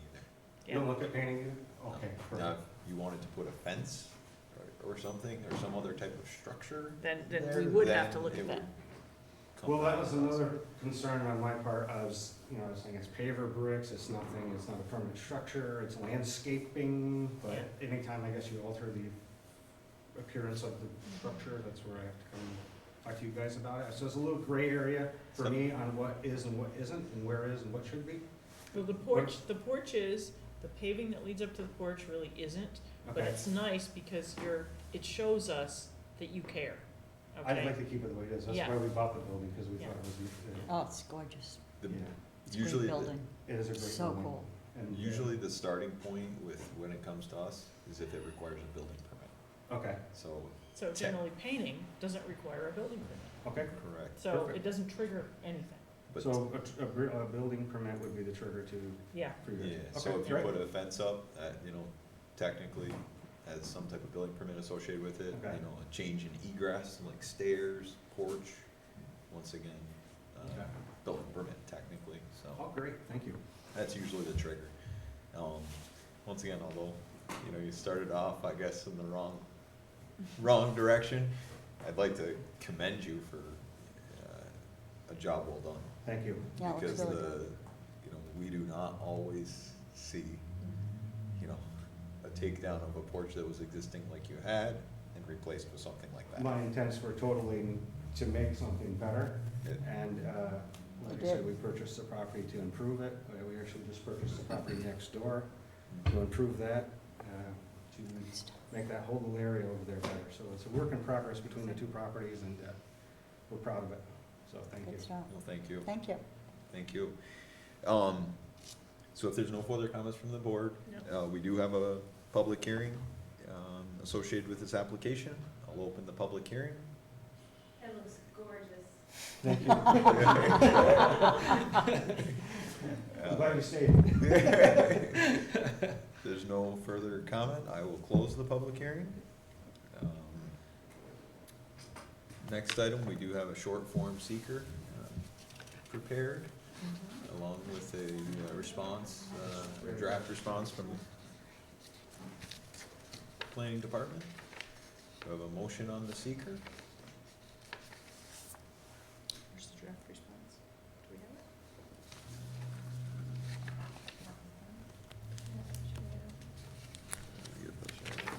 Must be here somewhere. It's in the back.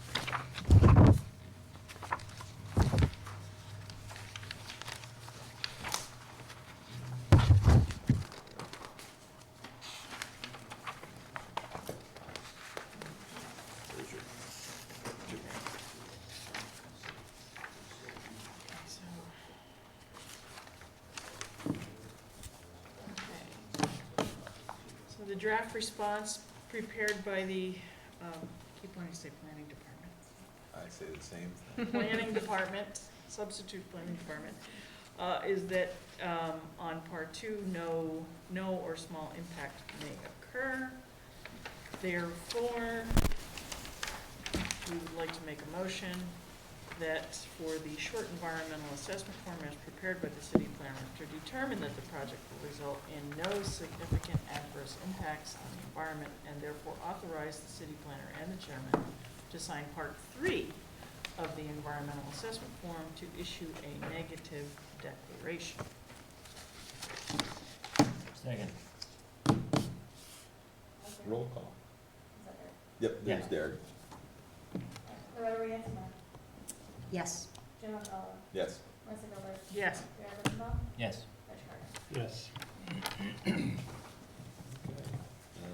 Then do I have a motion in regards to the application? Yes, I'd like to make an application to fully approve Planning Board 2019-21 regarding 24 Cornelia Street, which was the request to remove an existing wooden front deck and replace it with brick pavers, creating a porch, sort of a porch, it's not a deck, to match the existing stone structure located at 24 Cornelia Street, per the application and per the rock sample that you brought with you. Have a second? Second. Second by Reg. Roll call? Jim Montalvo, Yes. Melissa Gilbert, Yes. Gary Rosenbaum, Yes. Rich Carter, Yes. Loretta Rienzma. Yes. Thank you. Thank you. Thank you. Okay. So we'll circle back around to item number 2, which is Planning Board application number 2019-18, 96 Court Street. Request to replace the existing fence with new fence within a historic district. Applicant is Anita and Glenn Vidrogi Lines. Plan preparer is CE Fence. We do have a public hearing, short form seeker, and a historic site review application.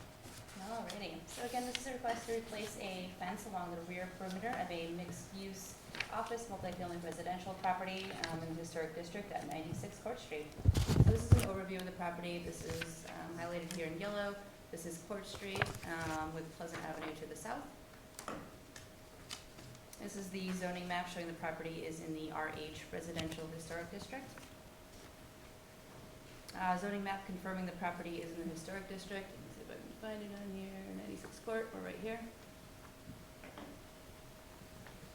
And here's the SHPO inventory form, showing the property was built in approximately 1880, and currently it's noted as a moderately elaborate example of Italianate-style architecture popular in this area of Plattsburgh. And some site photos. So this is standing on Court Street looking north of the property, here in brick, and this is the office space to the right. This site photos is the rear of the building and the parking lot, where the new fence is proposed. This is the existing fence here, just a wire mesh fence along the rear of the property, separating the two parcels. Again, just another image of the fence. And this is part of the application showing the proposed 6-foot fence along the northern perimeter to improve aesthetics and deter trespassing. The fence is proposed to be a pressure-treated wood fence. I'm unclear about plans for painting or staining, but I'm sure Anita can enlighten us on that. We have reviewed Seeker Part 1, determined this to be an unlisted action, and we have completed Seeker Part 2, and no significant adverse impacts were identified. So I'm recommending that the planning board find a negative determination for the project. I'd now like to open up to the applicant for additional discussion with the planning board. Hello? Do you have any questions? Am I supposed to tell you something? Paint it, stain it, leave it pressure treated? It's wood pressure color? treated, so we're gonna let it sit for a year or two until we decide. I don't think we'll paint it, we'll probably stain it, Less maintenance. but neutral, we want it to be kind of a neutral barrier. People cut through, like they've cut holes in the wire fence on the one end of the other apartment building behind us, and then, so they'll still cut through on the other side of the garage, but that's fine, because it's kind of a natural pass, because it goes right onto the driveway next to us, the legal aid building. Mm-hmm. So, but it just keeps people from going, because, we have patients, and there's a lot of activity there, a lot of cars in and out all day. So I think it'll be safer. Definitely Not look that better. there are any magnificent specimens there with respect to trees, but when I was looking at the photo that was in the package, it'll probably mean taking down some of the trees that are back there, and is No. that, no? No, we already took out a couple that were dead. Okay, We're gonna go right from the edge of the garage. So we had the stumps ground out, and that's all leveled out. So okay. we're actually gonna come in front of that. Okay, so you're gonna come in front of the trees? We're gonna come, right across from the garage, Got it. just straight across, Okay. and just leave the trees, they're kinda nice. Yeah, no, yeah. Yeah. Just to make sure that it wasn't an issue with the adjoining property. No, we did take out a couple cedars that were dead, Yeah, so they won't fall. just making sure. Is the current fence yours or the other properties? I don't know, I think it might have been ours, but it's kind of leaning and the trees have grown into it. It's become very organic. So I think it'd be easier to leave it, because like two of the trees are actually grown into the fence, that one on the left, that stump, and then over on the far right, They've absorbed it. they've absorbed, Yeah. So I think we're just gonna leave it, and just put up another, Layer. the other tree in front, the fence in front of it. And, I don't know, my personal feeling, if you did decide you wanted to take it down, I think the board Yeah. should include that in their resolution. That it would be okay to do that? Not telling you that, but if you Yeah. choose to, take it down. I think Okay. it would be a betterment, but that's. Yeah, I think it's kind of involved because of the trees. yeah, And then behind our garage too, on the very far left, there's a couple other big trees that have an intimate relationship with the fence. well, and it just provides, when snow removal's going on in the parking lot behind you, when they're shoveling, when they're pushing snow off. It's not- Well, it will provide, at least a More little bit of stability. separation, so the snow's not getting dumped up on your fence. Yeah. It's gonna go into the chain link. They need to stop. Yes. Fence acts as if they need to Well, a stop. little it. bit of a Area. buffer. It's a little bit, it is, it'll be a little bit of a Yeah. buffer when the snow's getting plowed. So from your side, you're gonna see the new fence? Yes, Right. It's gonna be the old fence on the other side? on the other side, yeah. Something to consider, okay? If we leave the old fence in place and then you decide you wanna stain your fence a year and a half from now, I how are know. you gonna get to the other side if you leave the old fence in place unless you have a very skinny teenager doing the Well, no, work? there's actually a bit of room because if you look at, Like 4 feet, maybe? it's not 4, but it's, yeah, that picture, you can see like, Yeah. Yeah, that Yeah, is. it's pretty, It's probably about 3 feet. yeah, I think there's enough room actually. Okay. Yeah. For maintenance of the other side, okay, because I that's the think only so, thing I don't can- think it'll be a problem. And you can get to it really easily from the other side of the garage. Mhm. There's like a nice path Mhm. where people go smoke cigarettes and do drugs. Just saying. I mean, I don't do that, but we're, yeah. So I think it's pretty big, actually. Well, does the board have any other questions or comments? The other wire fence right now is not falling over, is it? No, Okay, it's so pretty it's Grown into the structurally trees. sound. yeah. It's held up by trees. Right. Yeah. I mean, I hope they don't break the, we were gonna put another nice wire fence, but they just cut them. There's That's- 2 big holes cut in them, so I That's so think. strange. I mean, Because it's a long walk to walk around. You need bolt cutters, you gotta come up with bolt I cutters. know, but they have, you can't see it in, I don't know, yeah, you can't see it in your picture, it's over on the right, there's like a big thing cut out. So, Okay, if the board doesn't have any other comments, we do have a public hearing associated with this project. So I'll open the public hearing if there's any comments.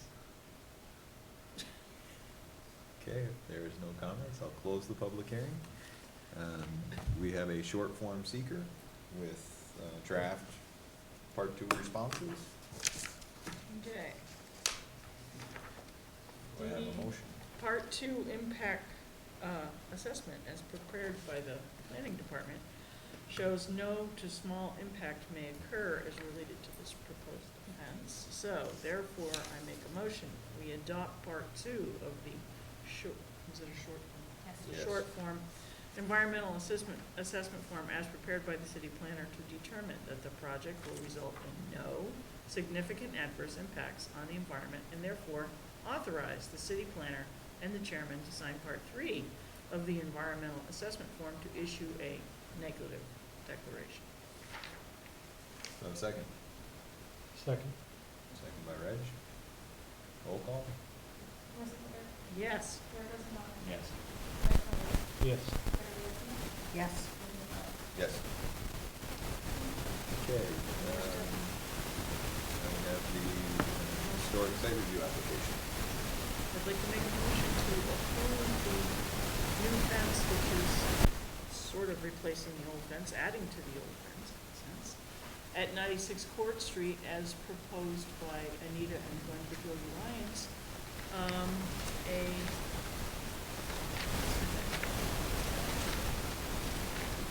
Some words here, I'm sure, describing the fence, 6-foot stockade, pressure treated wood,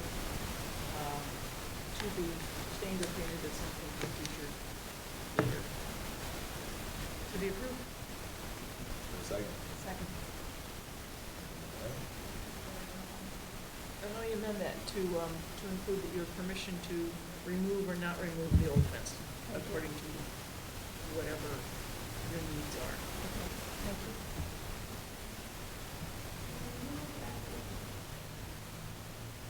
Second. Second by Loretta. Jared Rosenbaum, Yes. Carter, Yes. Larry Wilson, Yes. Virginia Fowler, Yes. Yes. Okay, Okay. thank you for that application. We have, You got another one. I was gonna say, on to item number 3, which was planning board application number 2019-19, 128 Court Street. It's a request to replace existing fence with new fence within a historic district.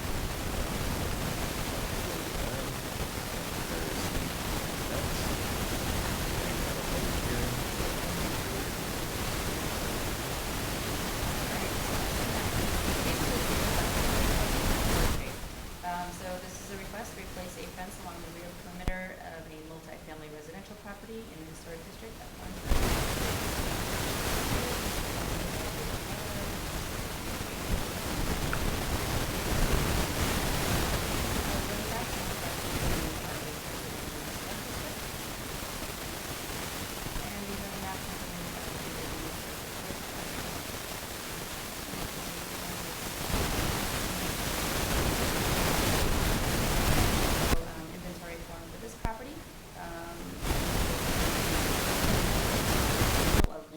Victorian residential style architecture, specifically with a well-detailed original approach.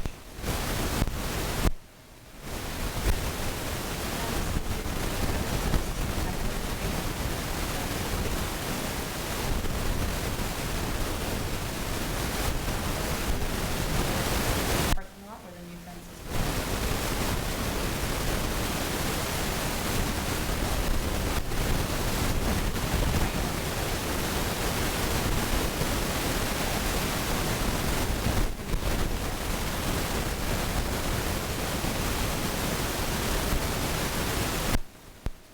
Same application, 6-foot fence along the northern perimeter to improve aesthetics and deter trespassing. We have reviewed seeker part 1, determined this to be an unlisted action as well. We've completed seeker part 2, and no significant adverse impacts were identified. So I'm recommending the planning board find a negative determination for this project as well. I'd now like to open it up for further discussion on this site. Is that fence actually?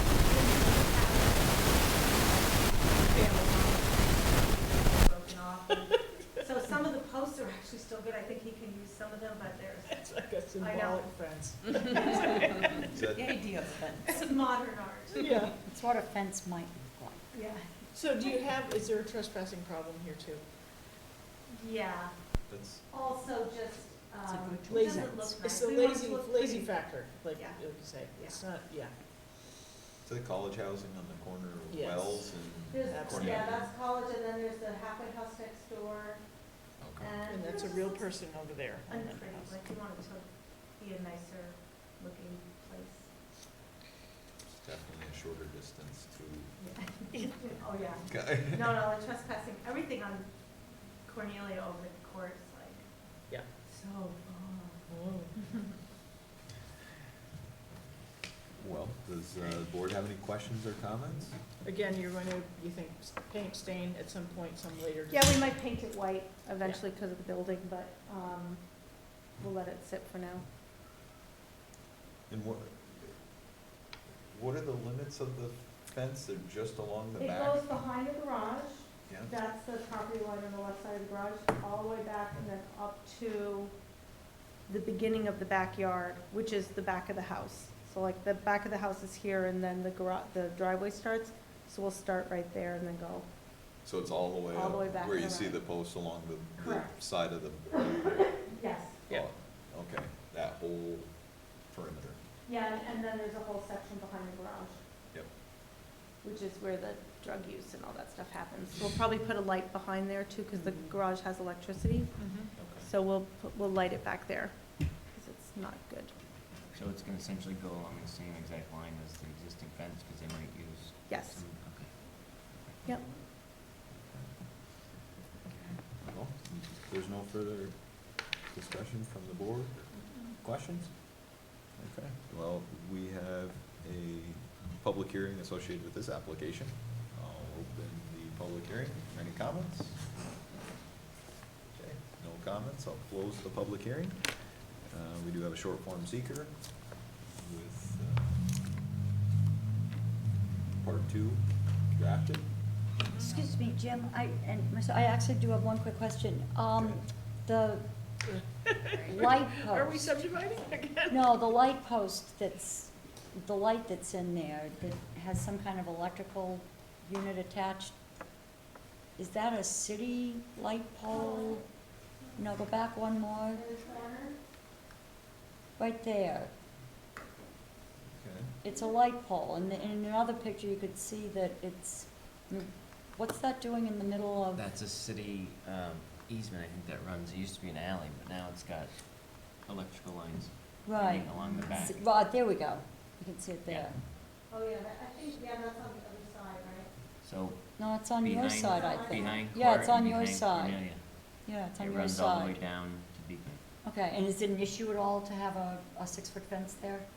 I would say that through your building permit application, I would expect that that probably would be coordinated with MLD, but we can always note it as part of our application, that, you know, we recommend coordinate with MLD. Just if there was a reason why they needed to access that, That they is, don't have. is this, yeah, would that be an issue at all? So maybe that's just a comment in future motion. Is that where my power comes from? Or would it come from the front of the building? It looks like it.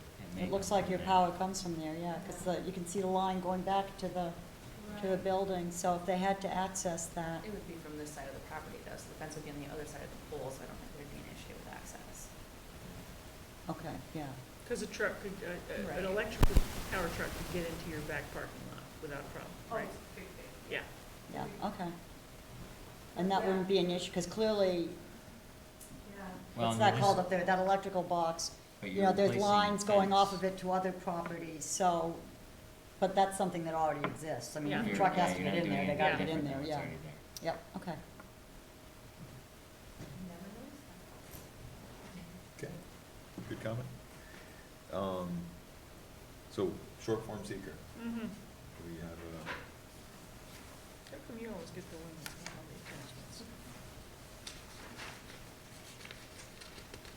Where is it? Okay. Okay, short form, environmental assessment form part 2. We have finding of no small impact may occur regarding all the potential things that could be affected. Therefore, I'd like to make a motion regarding 128 Court Street and the fence, that we adopt part 2 of the short form environmental assessment form as prepared by the city planner to determine that the project will result in no significant adverse impacts on the environment, and therefore authorize the city planner and the chairman to sign part 3 of the environmental assessment form to issue a negative declaration. Second. Second. Roll call? Reg Carter, Yes. Loretta Rietsma, Yes. Jim Bella, Yes. Leslie Gilbert, Yes. Derek Rosenbaum. Yes. Okay, do we have a motion on the application? Okay, I'd like to make a motion regarding 128 Court Street Appeal PB 2019-19, to allow a 6-foot stockade fence as proposed in the application, dog-eared privacy fence to be erected as proposed, and the existing fence will be removed. I think he's going to use some of the posts that are good. Okay, and allowing some of the existing posts, if necessary, to be used to save on materials. And also making sure that the building inspector Coordinates with them. coordinates with MLD regarding the pole that's very close to the fence. Second. Second. Nope. Loretta Rietsma, Yes. Jim Bella, Yes. Leslie Gilbert, Yes. Derek Rosenbaum, Yes. Yes. Thank you. Just like that. Yeah. Thank you so much. Thank you. Have a good night. Okay, so we do have some other business on the agenda. These are, once again, continual discussion items for the board to consider as we move forward into the new year. So, why don't we start off with item 1, which is resolution to support development of a comprehensive plan. So, I don't know that I have that. I didn't print these out, but I did email these a couple weeks ago with Kurt. Was that Kurt's? Yeah. Okay, okay, so Yeah, that, no, we'd looked at that, yeah. yeah, we've looked at it a couple times. Yeah. I don't know, does anybody have any comments? Questions? I can just comment, I think Kurt's resolution is great, but I will say that the city, was awarded some CFA funding to finalize the LWRP, update the zoning ordinance, and also update the comp plan. So his resolution, recommending the city do that is going to happen this year. We've drafted an RFP for a consultant that is with, the Department of State now for review. So hopefully we can release that RFP shortly, and get the process started. Okay. Does that mean that we don't need to bother do a resolution because it's already happening? It's already happening, right? Okay. Oh, that's good. Melina, what does RFP stand for? Request for proposals. Oh, okay. So looking for a consultant to actually do the work for us. Got it. So just so the board is clear, well, I guess we're all clear, what was awarded in this grant is for primarily comprehensive plan update and review, Yes. which may possibly lead to some zoning recommendations, but it's not a complete, it's not a. It's not a complete rewrite, it's an update. So we've asked the codes office to come up with a wish list of any items they'd like to see updated in the zoning ordinance and any issues that they've come across since the last update as priority projects. In addition, like I said, we're finalizing the LWRP, so any recommendations for waterfront districts or zoning will be incorporated also into our zoning update from that document. So, Last update, 2001, I want, maybe? Sorry. To the comprehensive plan? to zoning Zoning. ordinance.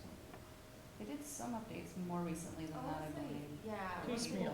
The late aughts, 2009-ish, I'm not positive. I mean, the zoning ordinance, if I look at it and open it up, I mean, there's all kinds of local, you know, little changes here, Pieces little here and changes there, here. As far as looking at the whole zoning ordinance, I don't know that there's That was- any major Right. whole comprehensive look at the zoning ordinance in a long time. Sure.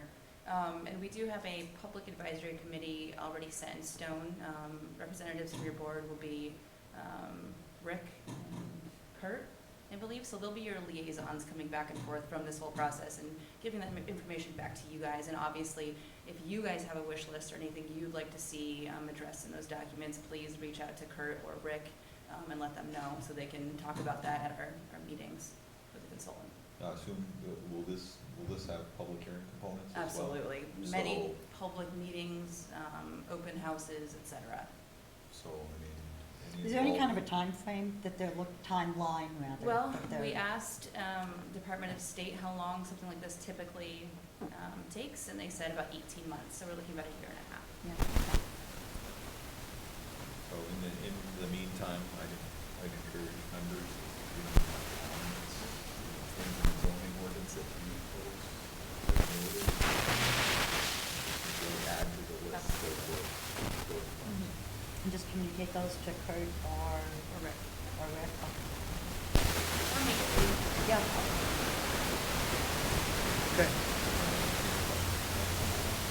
So that date can be for the location. I think so. Yeah. I agree. It actually happened. Attendance and forum for the December meeting. What's the date for that?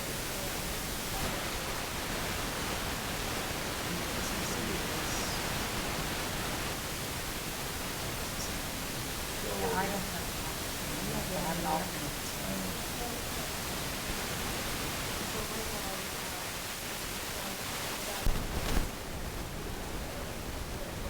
Yeah, sorry, and I have confirmed that I will be here.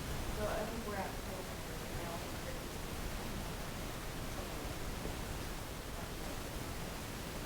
Okay. Okay, so you have 4 members with that ongoing one? 3 definites? We have 4 different. What's the alternative? And we Name have, type the we old definitely meeting. have a forum. Typically, here in the zoning board is there's not a full board of 5 members. They give the applicant the option to pull the application at once in hopes of a bit of better outcome. Assuming there's more members, they may get more yes votes. I think we've offered that same thing. We haven't had many months where we've had less than 5, since I've been here at least. But we have offered that in the past. There's not a guarantee that we'll have 5 at December. Does it look like we might be getting a lot of I mean, I think are that, you guys anticipating a lot of applications in December? Maybe. So far, but I mean, Yeah, that's. yeah, I know, deadline's it's pretty far out. October, but, I think the real question comes down to the significance of the applications. Yeah. In the sense of the bigger picture of, Mhm. for instance, Bowles. So it's here in front Yeah. of you here, if, you know, McDonald's. if that's a larger application, if you don't have a quorum, you know what I mean? Mhm. Yeah. I think it's fair to note to the applicant that, you know, they're, well, perhaps it'd be better just to cancel it then, just because we do want to have, Well, you have a better feel a month from now. we will. Right. yeah, We will. exactly. That's really the question. So if everybody can provide Shalice with, you Yeah. know, what they believe they can do, that'd be great.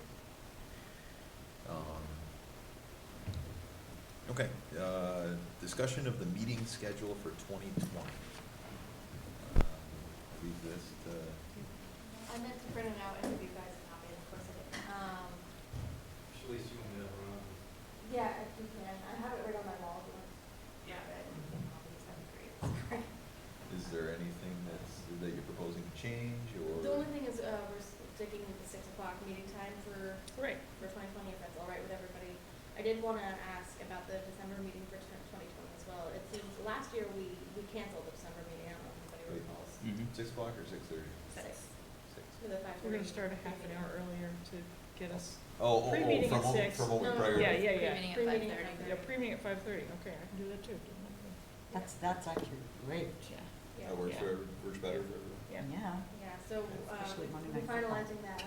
When the May meeting is the only one that's a weird one where we have to meet on a Wednesday instead of May, Monday. Is it Memorial Day plus something? Memorial Day is Grievance. Monday, and then that Tuesday is always the grievance, tax assessment grievance day. And they need the room? Yes. Did you say you're talking about moving it to Tuesday? I'm sorry, I didn't hear. Just in the month of May, it would be moved to Wednesday that week. Wednesday, It would be the nothing same- on Tuesdays, No, because I would have a conflict, I got another board. no, right now we don't have any scheduled for Tuesday, Okay. in 2020. It's all Monday except for May, which is a Wednesday, the Yeah. same week, Thank you. just Wednesday.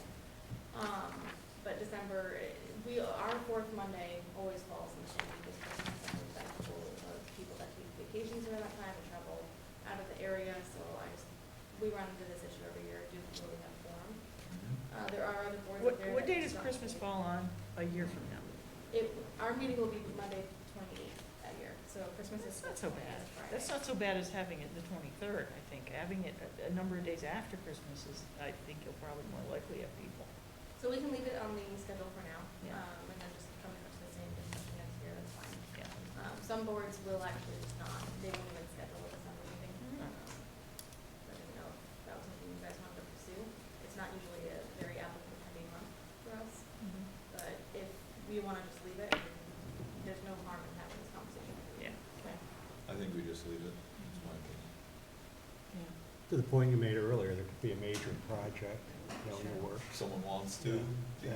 come Yeah. in December, Yeah. we can accommodate. No. Do we need to adopt this? We don't have to adopt it at tonight's meeting. I guess maybe next month we should if we're not sure if we're having a December meeting. I think right now it looks like we're going to have December this year. Has this been funneled through the building department? Yes, they're on board with it. Has it been adopted by the zoning board? No. No. Yeah. Okay. I will commend Shalice that this format is much easier to read. Definitely. So I would say, unless board has concern, let's give it a month. Yeah. And Yeah. make sure the other departments don't come up with anything, or boards. Yeah, building inspector's already looked at it. They have year ones in February. I think they do it this second week. And we've got a couple of pieces. Otherwise, it's fine. Okay. So we'll hold on to that. Let's see, I don't have those fourth discussion of the National Historic Registration, CLG registration. I will give a very vague overview of this process. Okay. So we spoke with Linda Mackey from SHPO a week or two ago about the process to create a historic review board, which would be separate from our planning board. The process is an application from the city, some supporting documentation, and then obviously names and resumes from any board members, which it's a pretty strict process. Board members would have to have a certain background, education-wise, and experience in the field of historic preservation. It may be tough for us to find 5 individuals, I believe it is, for the board, and 2 alternates. But we felt it was something worth looking into, since I know we do see a lot of those applications every month, and you've all mentioned the need for more consistency, and this board would be, all they would do would be historic review. So we think it'd be beneficial for not only the applicants, but the city itself. Maybe, the historic review board can come up with design guidelines, and one of the benefits of creating this board not only for consistency, would be the ability for the city to apply for specific grants for historic preservation. But it's something that we just had initial conversations about. That's as far as we've gotten.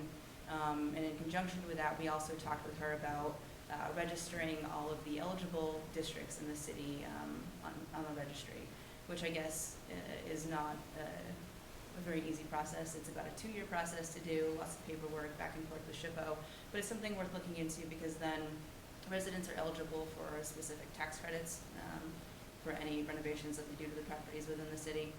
So it's something the mayor has pushed and wants us to look into further. So those are 2 items that, you know, we're kind of looking into in our department. Shalice is going to play a big role in that. She's very interested in historic preservation. It's exciting. She's going back to school, she told you guys, to finish her degree, and that's one of her areas of concentration. So Historical preservation. Heritage Oh. preservation. Yep, so those are just 2 items that we're looking into in our department. We just wanted to have an open discussion with you guys and see how you felt about taking those items off of your plate, creating a whole new historic review board, and then also the registry stuff, which I think is exciting outside of that, but mostly the board stuff and how you felt about getting that outside of your purview. So, my initial question, is that going to be part of the comprehensive plan review? No, but part of the zoning update, we wanted to look at the process for reviewing historic site, you know, projects. And we could mention that, you know, the city process to create this board, she said, was between, 3 to 6 months? Yeah. So that potentially could happen before we update our zoning ordinance and comp plan. So we could incorporate all of that stuff into our code. One thing to consider too, part of the process, they would take a look at our current code as it relates to historic site review. They have a model law that would likely need to be adopted by the city in order to pursue establishing that historic commission. It would be a much firmer and more defined law than what we currently have for historic site review. I think we have a paragraph in our code for historic site review that just kind of refers to the current review. I mean, I don't know what the full process for that is, but it's my personal feeling that, you know, all of the property owners, individuals that are affected within these districts and historic properties in the city should be part of some formal process. There would be a public hearing. Even beyond a public hearing, reaching out to these people in these districts so that they have a clear understanding of what is being established by the city, the pros, the cons. I mean, once again, I believe that there was a group of individuals, probably in the 80s, who established these districts in the cities with some clear picture and belief of how it was going to benefit, you know what I mean, the long-term property owners. From what I've seen on the planning board, this has been a detriment or a difficulty to every property owner that comes in front of us. I don't know, once again, without outlining some very clear pros, whether it's tax credits Sure. or other things that this would bring along, where, other than maybe improving the standards, so it's clear what the standards are, but if the standards are more restrictive for the people, I don't think that that's helpful. I don't know if it's going to be necessarily more restrictive, but there is a lot of opportunity for educational stuff, both educating board members.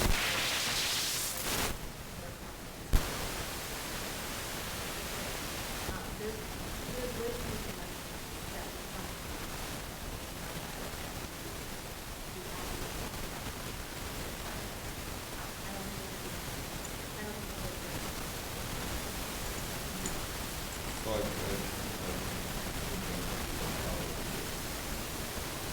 I've got- I think I'd already emailed you that I had board members. When I looked at the requirements, I really thought of what the existing board we have, I think only Kurt and I would even qualify. And the only reason I accidentally qualify is because my first bachelor's is in anthropology, which is considered a peripheral degree to the requirements. and then having all the experience I have with the Historical Association already, I might qualify. Kurt will qualify. And then, of course, we have the city council, which likes to stick its big nose into things, like with the zoning board, where they wanna have a representative from every district. And I can see them saying, no, we need somebody that's on the, that would be impossible, but that's what they like to do. They wanna have someone from every district on the board, so every district is fairly represented on this board. That is not gonna work. You're gonna be lucky to get 5 warm bodies that qualify. That's why I'm a little bit worried that we set it all up, and then we can't fill it. Right. That was one of my main concerns as well. I have reached out and asked the question to our contact over at Chico, whether it's a best effort to fill it with those qualifications, or if it's an absolute requirement to fill it with those qualifications. I haven't heard back yet. Yeah. And obviously, we could do some outreach, like a precursor to doing the application, and hey, is anyone interested? Like, we'll reach out to everyone we know, your historical association, and we'll just put some feelers out there to see if it's even viable.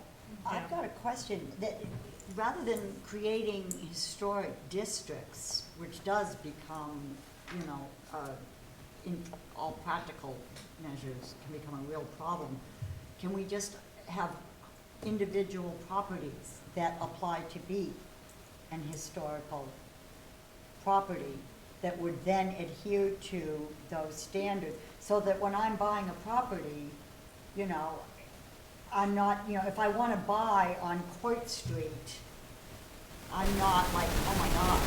It's already is. Well, that one is, Yeah, so, yeah. although not all, it's not all. Not all of it. Yeah, But there's bits a and big, pieces. big, huge. No, yeah, and well, yeah, anyway, if I want to buy into a neighborhood, I'm now precluded from buying into that neighborhood because I know I'm not going to be able to, you know, like the family I have, or whatever else I'm not going to be able to hear. But if it's individual property, then is that just something that might be an option?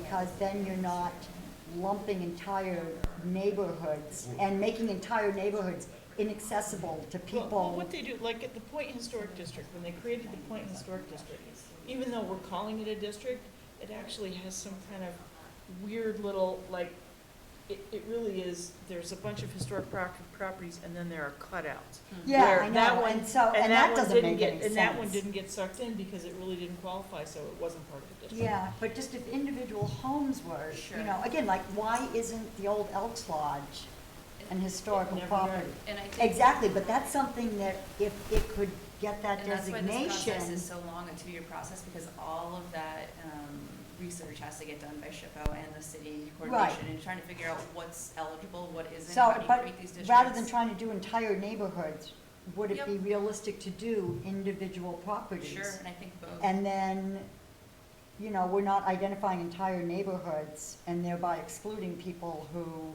And then we're back. don't want to have to deal with We're that. back to the issue of all this work was done in like 76, 78, 82, and they were looking back 100 years. Well, it's now 2019, and we actually should be looking at some craftsman homes and stuff. There are a whole bunch more properties that are potential eligible for different reasons. But I those, think from a city perspective,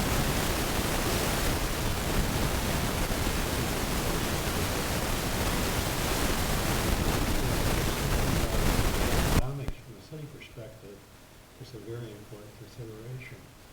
And this could get at the heart of what, you know, potentially the city can become in terms of, you know, having a unique offering that would appeal, I think, to a lot of people. yeah, but what if I live in a home that is suddenly part of an historic I think district? the owner has to, the Yeah, current doesn't owner the has owner to have- agree. Oh, Yeah, yeah, no, you no. can't But just you tell can't someone, just- by the way, we're Some taking. some we're- states you can, but I believe in Yeah, I New know, York in you Michigan, can't. lots Yeah. of places Yeah. you can, and it Um, creates some real nightmares, because so- people just stop, you wind up creating slums. Well, there's gotta be a way to transition. Yeah. Yeah. But it has I to, mean, back to Jim's point.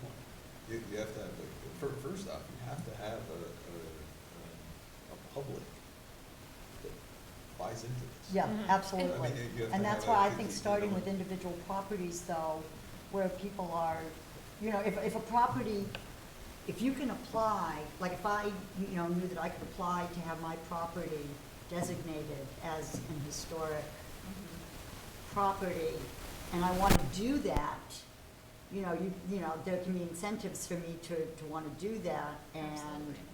but on the other hand, if I don't wanna do that because, you know, I'm looking to go solar, and I'm looking to do this, that, and the other thing, and I don't wanna be constricted, I'm not gonna apply for it. Well, I think one of the issues now is a So- lot of these properties that have to come in front of you for historic site review are required to do that because of the eligible district they're in, but they're not actually registered, so they don't get the tax credits for any renovations that they do. So the point of this would be to get them all registered so they are eligible for those credits. And I feel like our conversations are getting kind of confused here, so it's probably our fault, we kind of lump them together. But the registering of historic districts is completely separate application, a 2-year process, a bigger project than just creating this board. So it'd be 2 separate projects that could run concurrently with each other, but like you said, obviously there's a need for public input, and that would absolutely happen with the registering of historic districts. As far as creating the board goes, I think that's more of an in-house thing, which we could get input from, obviously, local residents, et cetera, but 2 separate projects. Is there any opportunity to do this in phases? Sure. I mean, the we most could- extreme approach would be we have a paragraph today, and we go to a 7-member board, and, you know, volumes of restriction or requirements. I'm just wondering, you know, which may be the ultimate destination, but that may take a number of years, and I'm just wondering if there's any opportunity to do it in phases. You know, understanding the first phase may be, you know, multiple years. Yep, absolutely, and like I said, we've just had initial conversations with SHPO, and we haven't really dug down too deep in the process, but yeah, absolutely. Does the process require designation of a new board, Yes, Yes. yep, separate from the planning board. separate from the planning board? So you actually establish this new board, then you establish all of the guidelines, procedures, districts, and everything that this new board would implement? You would Local most law. likely adopt the local law. They have a model local law to use, obviously, you can for the municipality. There's supplements out there, there's preservation organizations that have, you know, additional information that you should or could include. But they do have a draft local law, that would probably be one of the first steps. It would be part of the application process. We wouldn't even be able to start the board without having a local law defining how that works. Are you looking at any cities that have already done this to sort of model on? I mean, I know of one that's really interesting, which is Marshall, Michigan. They've got, There's one that I've seen some of their processes and procedures and how they run it, or at least how they post it online. I don't. yeah, I mean, there are plenty of communities that have done this, and some have done it. Absolutely, there's many communities that do Yeah, there are this. many communities that have done that, and so rather than trying to reinvent the wheel, you know, Sure. perhaps we could look at some communities and, I mean, if you're looking for information just in terms of a fact finding, right now, I can actually get you some information. My godmother happens to be one of the people who created this whole thing in Marshall, Michigan, and it's quite remarkable what they did to the city, but they also made some big mistakes, and one of them was they, in some areas, they created some blocks that they designated as being historical, and they've since gone to seed because what it takes to adhere to the standards that are required, people, you know, young families moving into the area could no longer afford to do, and so the houses just sat empty. And so their experience was that they needed to,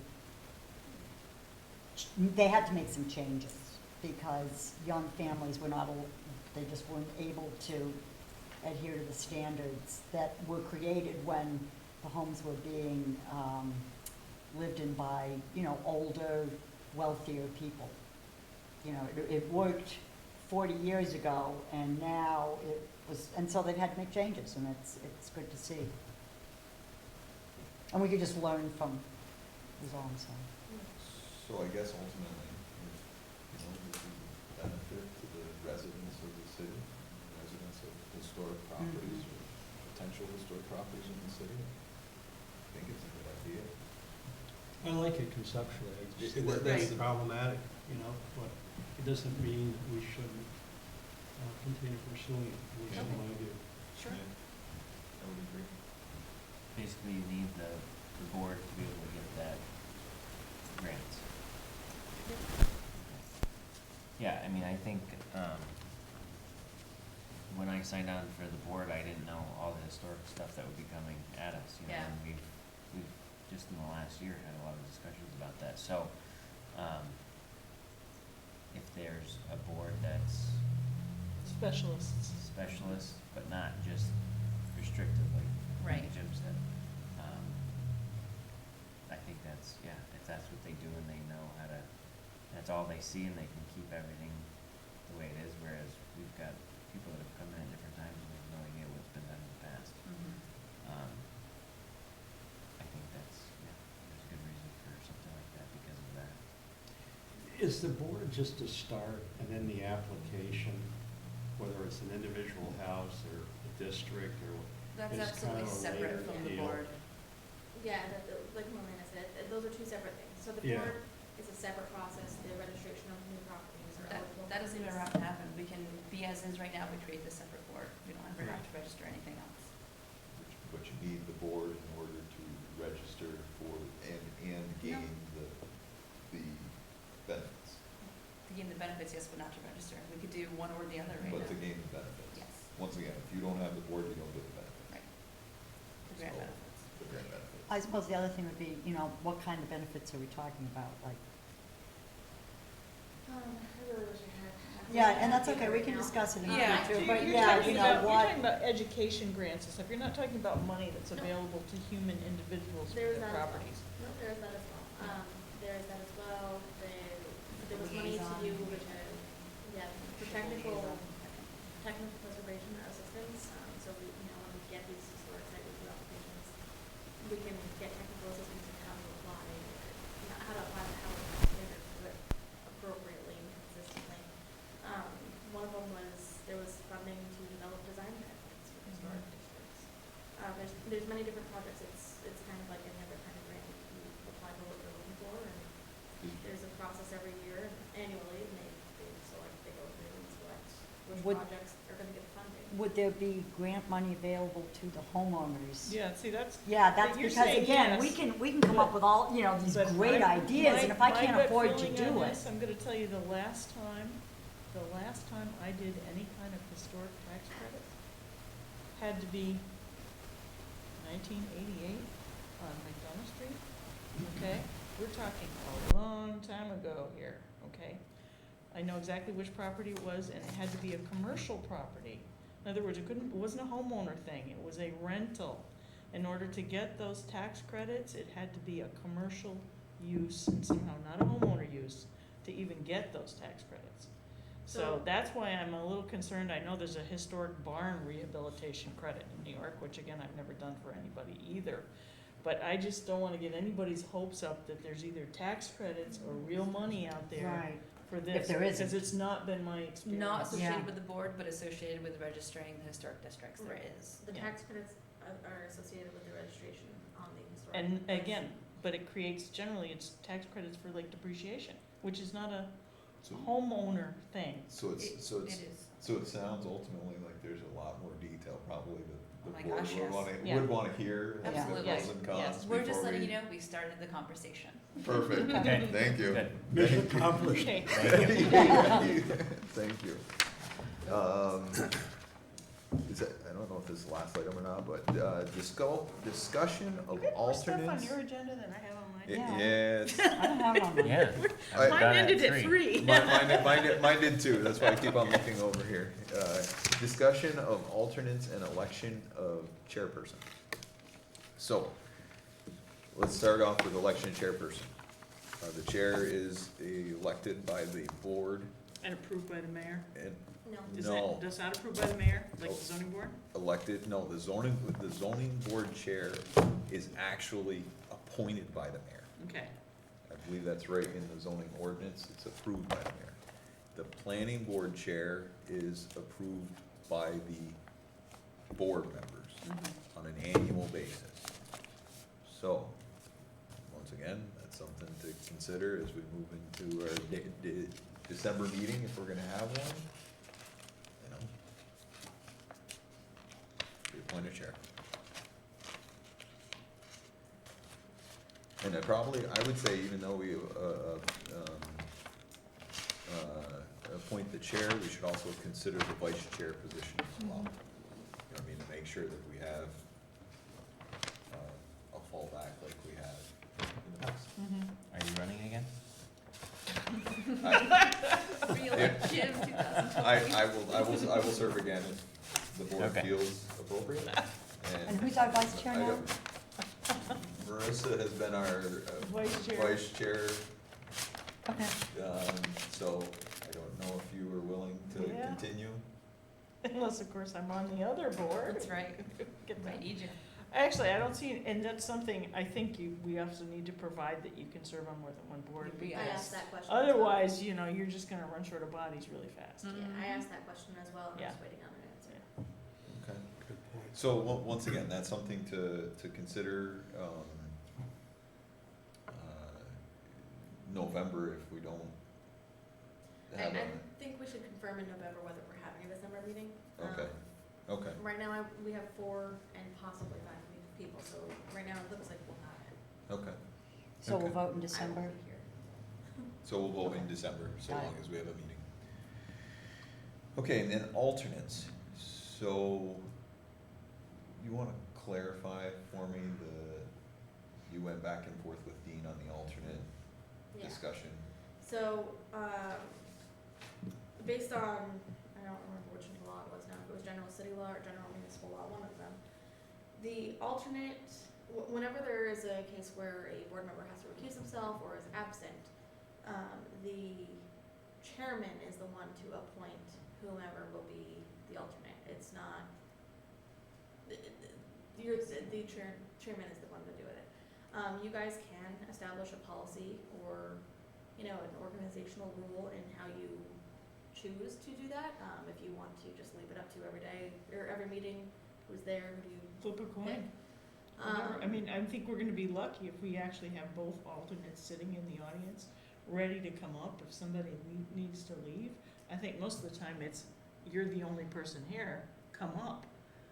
Sure. And you can put it in the minutes or for the record that, you know, you're officially appointing this one to replace that one.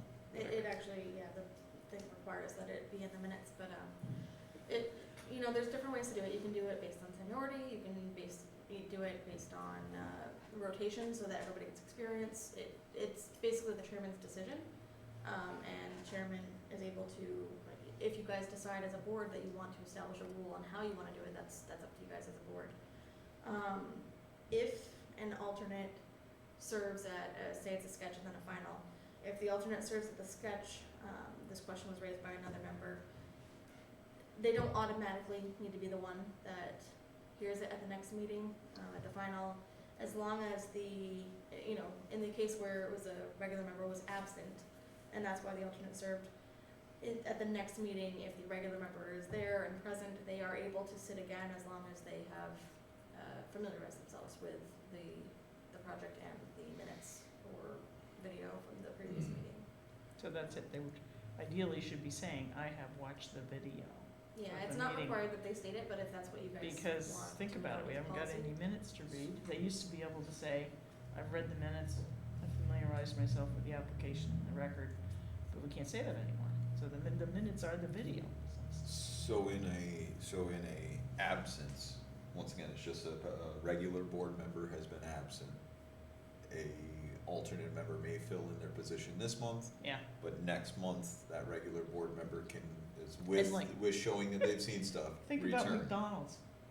How many times and how many different bodies have heard the McDonald's application? That's pretty scary. It So- actually surpassed John's tenure. Yeah. But, you know, I would also say that, you know, Melena's, Recaps. yeah, and what she provides. Yeah. You know, definitely. And, you know, I mean, I've only been doing this for a tiny bit of time, but it seems like the big projects do, you know, there's some, they're not approved in one night. No. There's, you know, a series of meetings where those people come before us, so, you know, you'd have to miss 5 or 6 meetings in a row to not be familiar with what's going on there. But again, I would say that what Milena gives us at every meeting, you know, if you read the whole thing and go through the entire package, Yeah. there's an awful lot of information there. But it could be something where we almost need to track, like who, just a little checklist of who's So- heard this, who heard the first, who was at the first meeting. I mean, I have an attendance. Well, Yeah. that does go back into, some of your next proposal about sketch approvals. Because if you have a sketch approval, you presumably always have something that's gonna be decided on each month. You have a sketch approval, then you have a final approval, you'll have an idea of who's here. One thing I like point out, to follow that guideline about recusals, I recused myself for 2, applications tonight. So I'm assuming that Loretta took my spot, and she will be the one to sit for those 2 applications to the end now, when I officially recuse myself, correct? It doesn't have It's to. not. be. Not necessarily. Yeah. I thought that I thought that the alternate automatically takes the position for the continuation of application on a recusal. No, not, it doesn't have to be that way. I mean, technically next month, say you're recusing yourself again, we could have Kurt and Rick here. Rick will be here, he'll be taking a seat. We could have Kurt as the first alternate. Technically, at that point, it comes down to you designating an alternate, but I in this thought, case, I thought the point of that law though is, as Dean wrote it, was that under a recusal, Not absentee. not an absentee, a recusal, the alternate that fills the recusal is the alternate to stick out the application. he did not discuss that in here. I'm not saying it doesn't have to be done that way. It makes sense to me to do it that way. Yeah, I don't think that it was required to be that way. okay. Mr. Chairman, may I make a comment?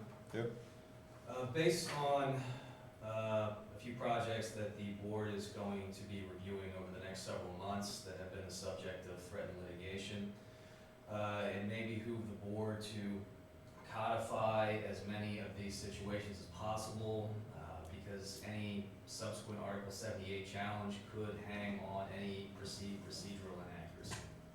So the more of these situations that are written down and can be pointed to in a courtroom, the stronger the case will be.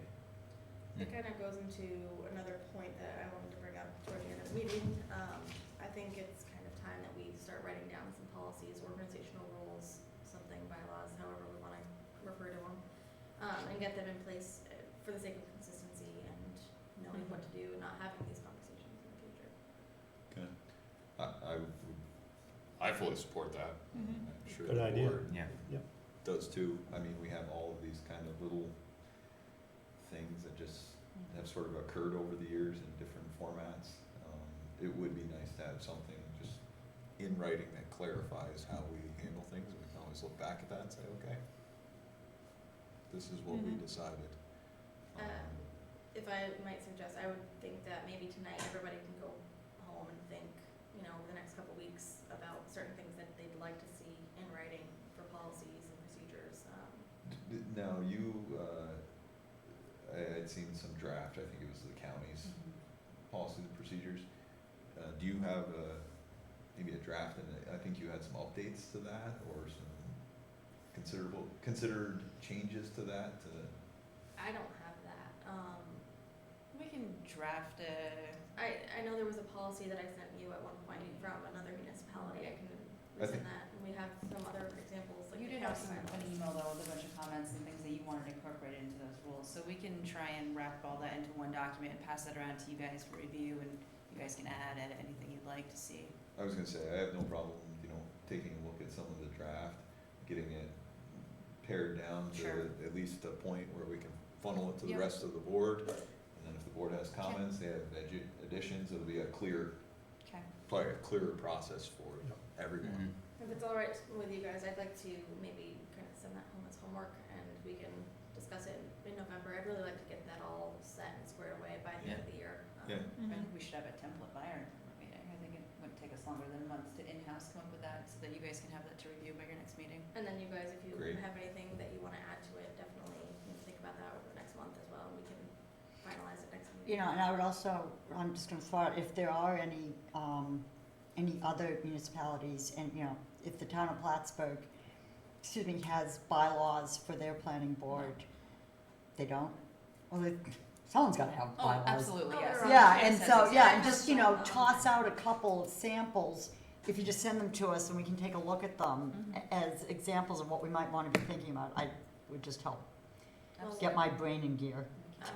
If you guys wanna think of them, and then Elena and I can work together over the next week or so and come Yeah. up with a template, send it to you guys. Yeah, just some for samples. review. Sure. we can do How that. long are these things typically? I'm just curious.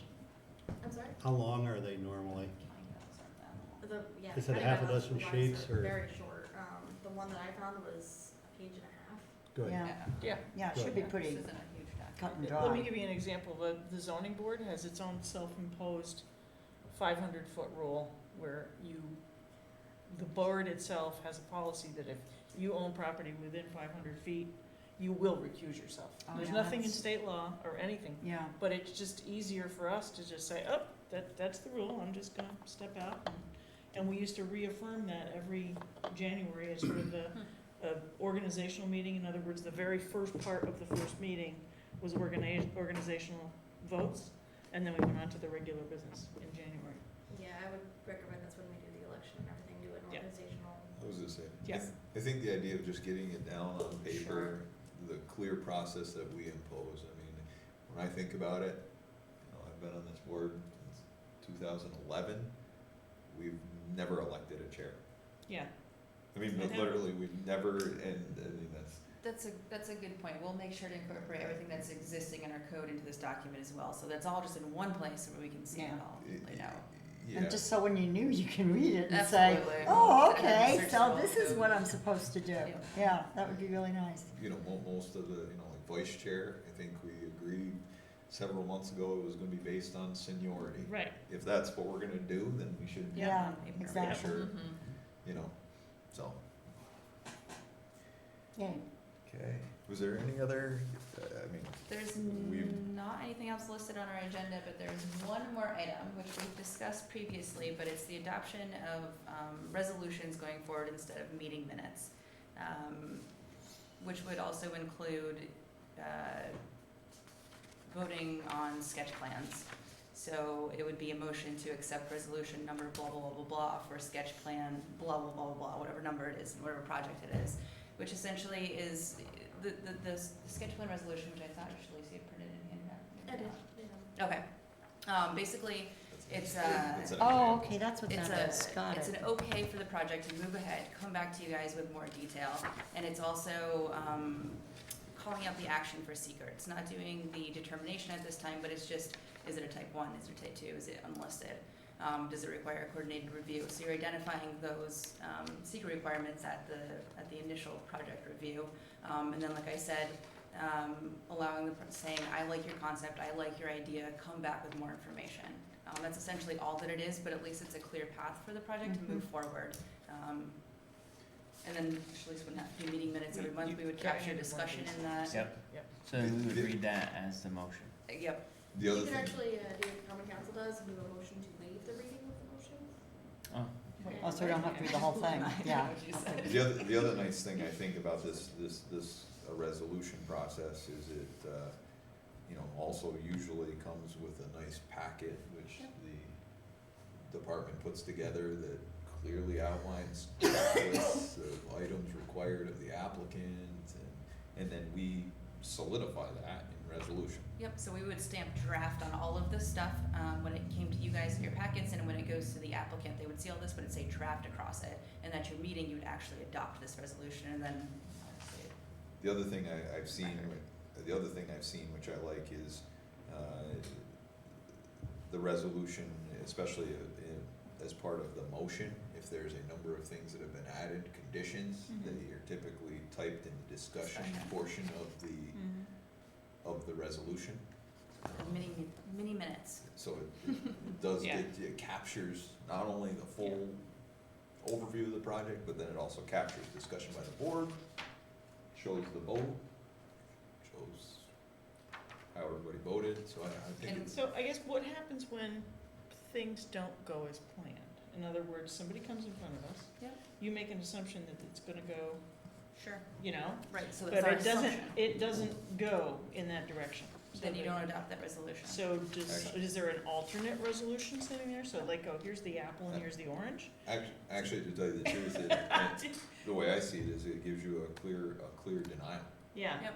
It actually, Yeah. you know, I mean, if someone has a lot of negative comment probably before this, and Yeah. then wants you to vote on the resolution, you vote no, it gives you a clear record of what you denied. Yeah. And if you deem the project incomplete while they were here, Yeah. just missing information, we do have resolutions that we could, state that. If the project's deemed incomplete, blah, blah, blah, next submittal deadline is this, please come back to the planning board with all of the checklist of items that you were missing. Mm-hmm. And we have, other templates too, so this is an example I use for 2410 George Street, so that's what it would have looked like tonight for the sketch approval of that subdivision. Right. But, there'd be a separate, resolution that looked a little bit different if it was a site plan, or if, it was a detailed or final review of a subdivision, it'd look a lot different than that actually, because there'd be two separate resolutions. There'd be one resolution you'd adopt first, which would be the secret determination, because you have to adopt that first before you adopt the site plan resolution, right? So there'd be two separate ones for final review, and then, like I said, separate ones for subdivision versus site plan. The other nice thing I like about this is, if the board adopts sketch approval of the, based on the draft documents, this is what gets finalized and goes back to the applicant. Yeah. In our current process, all they get is They take notes. They take our, staff develops a letter with whatever our notes are. I, as the chair, have to sort of decide whether those notes were complete, what the board's intent was. Right. You never technically see the letter until I don't know if I can see it. maybe the next packet, but it's. Exactly, Yeah, that's we don't always see been it. the process, and that's like the approval that the owner gets. So you being on the other side, you know how important it is to get Oh. a packet like this. This is a much clearer Yeah. direction from the board. Mhm. That's my feeling about it. And I love the clarity. That- Yeah, it takes the Yeah. guesswork out. Once again, what you approve is right here in front of you at the day of the board meeting. If you approve it, And then it's if the there are same any thing that goes. discrepancies or questions going forward, once they're actually, building, renovating, whatever, Right. So all your comments at we've sketch. got the same thing that they've got, Absolutely. and there's no guesswork about, no, but you said that, I could tear Yeah. down my neighbor's. Yep, so all your comments at sketch would be included in that little discussion paragraph at the end, and then for the final review, they would all be conditions of approval. They'd be listed in that Right. resolution. No, and it's gonna save time, Hope so, especially for. absolutely. Yeah, Thank you. no, that's, So if you guys are open to that, we could start doing this next month, November, Mhm. or if you wanna wait till January for a new year, it's really No, up to you it's- guys. Let me ask you, since this isn't technically part of the zoning ordinance, which in other municipalities, it's sort of, this is outlined as part of the zoning ordinance, so they outline a sketch procedure, they outline. Do we need to codify this in our procedures? That's a good question, I don't know, it doesn't preclude us from doing this, but at the same time, you're right, it doesn't spell it out, we can ask Dean. You know what I mean? To get back to, once again, concerns of handling everything Sure. procedurally correctly. If it's not outlined in our zoning ordinance, it's gotta be outlined somewhere that this is our process. Sure. I Seems think, to make sense. Mm-hmm. We can check with so our if we can, attorney. if we can check with that. Yep. I mean, everybody else on board, you can speak Mhm. up, but No, I'm personally in favor of having a clear Yes. absolutely. sketch approval agree. process. Okay, so if we can get clarification from Dean that this is an allowed process in our code, and if we don't have to add anything, or if we do have to adopt something in our code, we will do that, and then Take it for action. obviously wait until we do that to start using resolutions, but we'll let you guys know. I think at the end of the day, it actually does give everyone more flexibility, because it identifies what's being proposed, and if it's not in there, then, then a change has to be made. Right. And I think it allows for flexibility, because no, that's, anyway, I think it's great. Okay. Okay. Any other item? I think that's it. No, I think Good. Okay, thank you all, and, motion to adjourn? Second. He was asking for a motion, you gave second. Oh, I thought you I'll made make the the motion. first, Second. he'll make the second. Okay. Jump Anyone the else gun. need to vote? Do I have to do a vote? No. All in favor? Aye. Aye.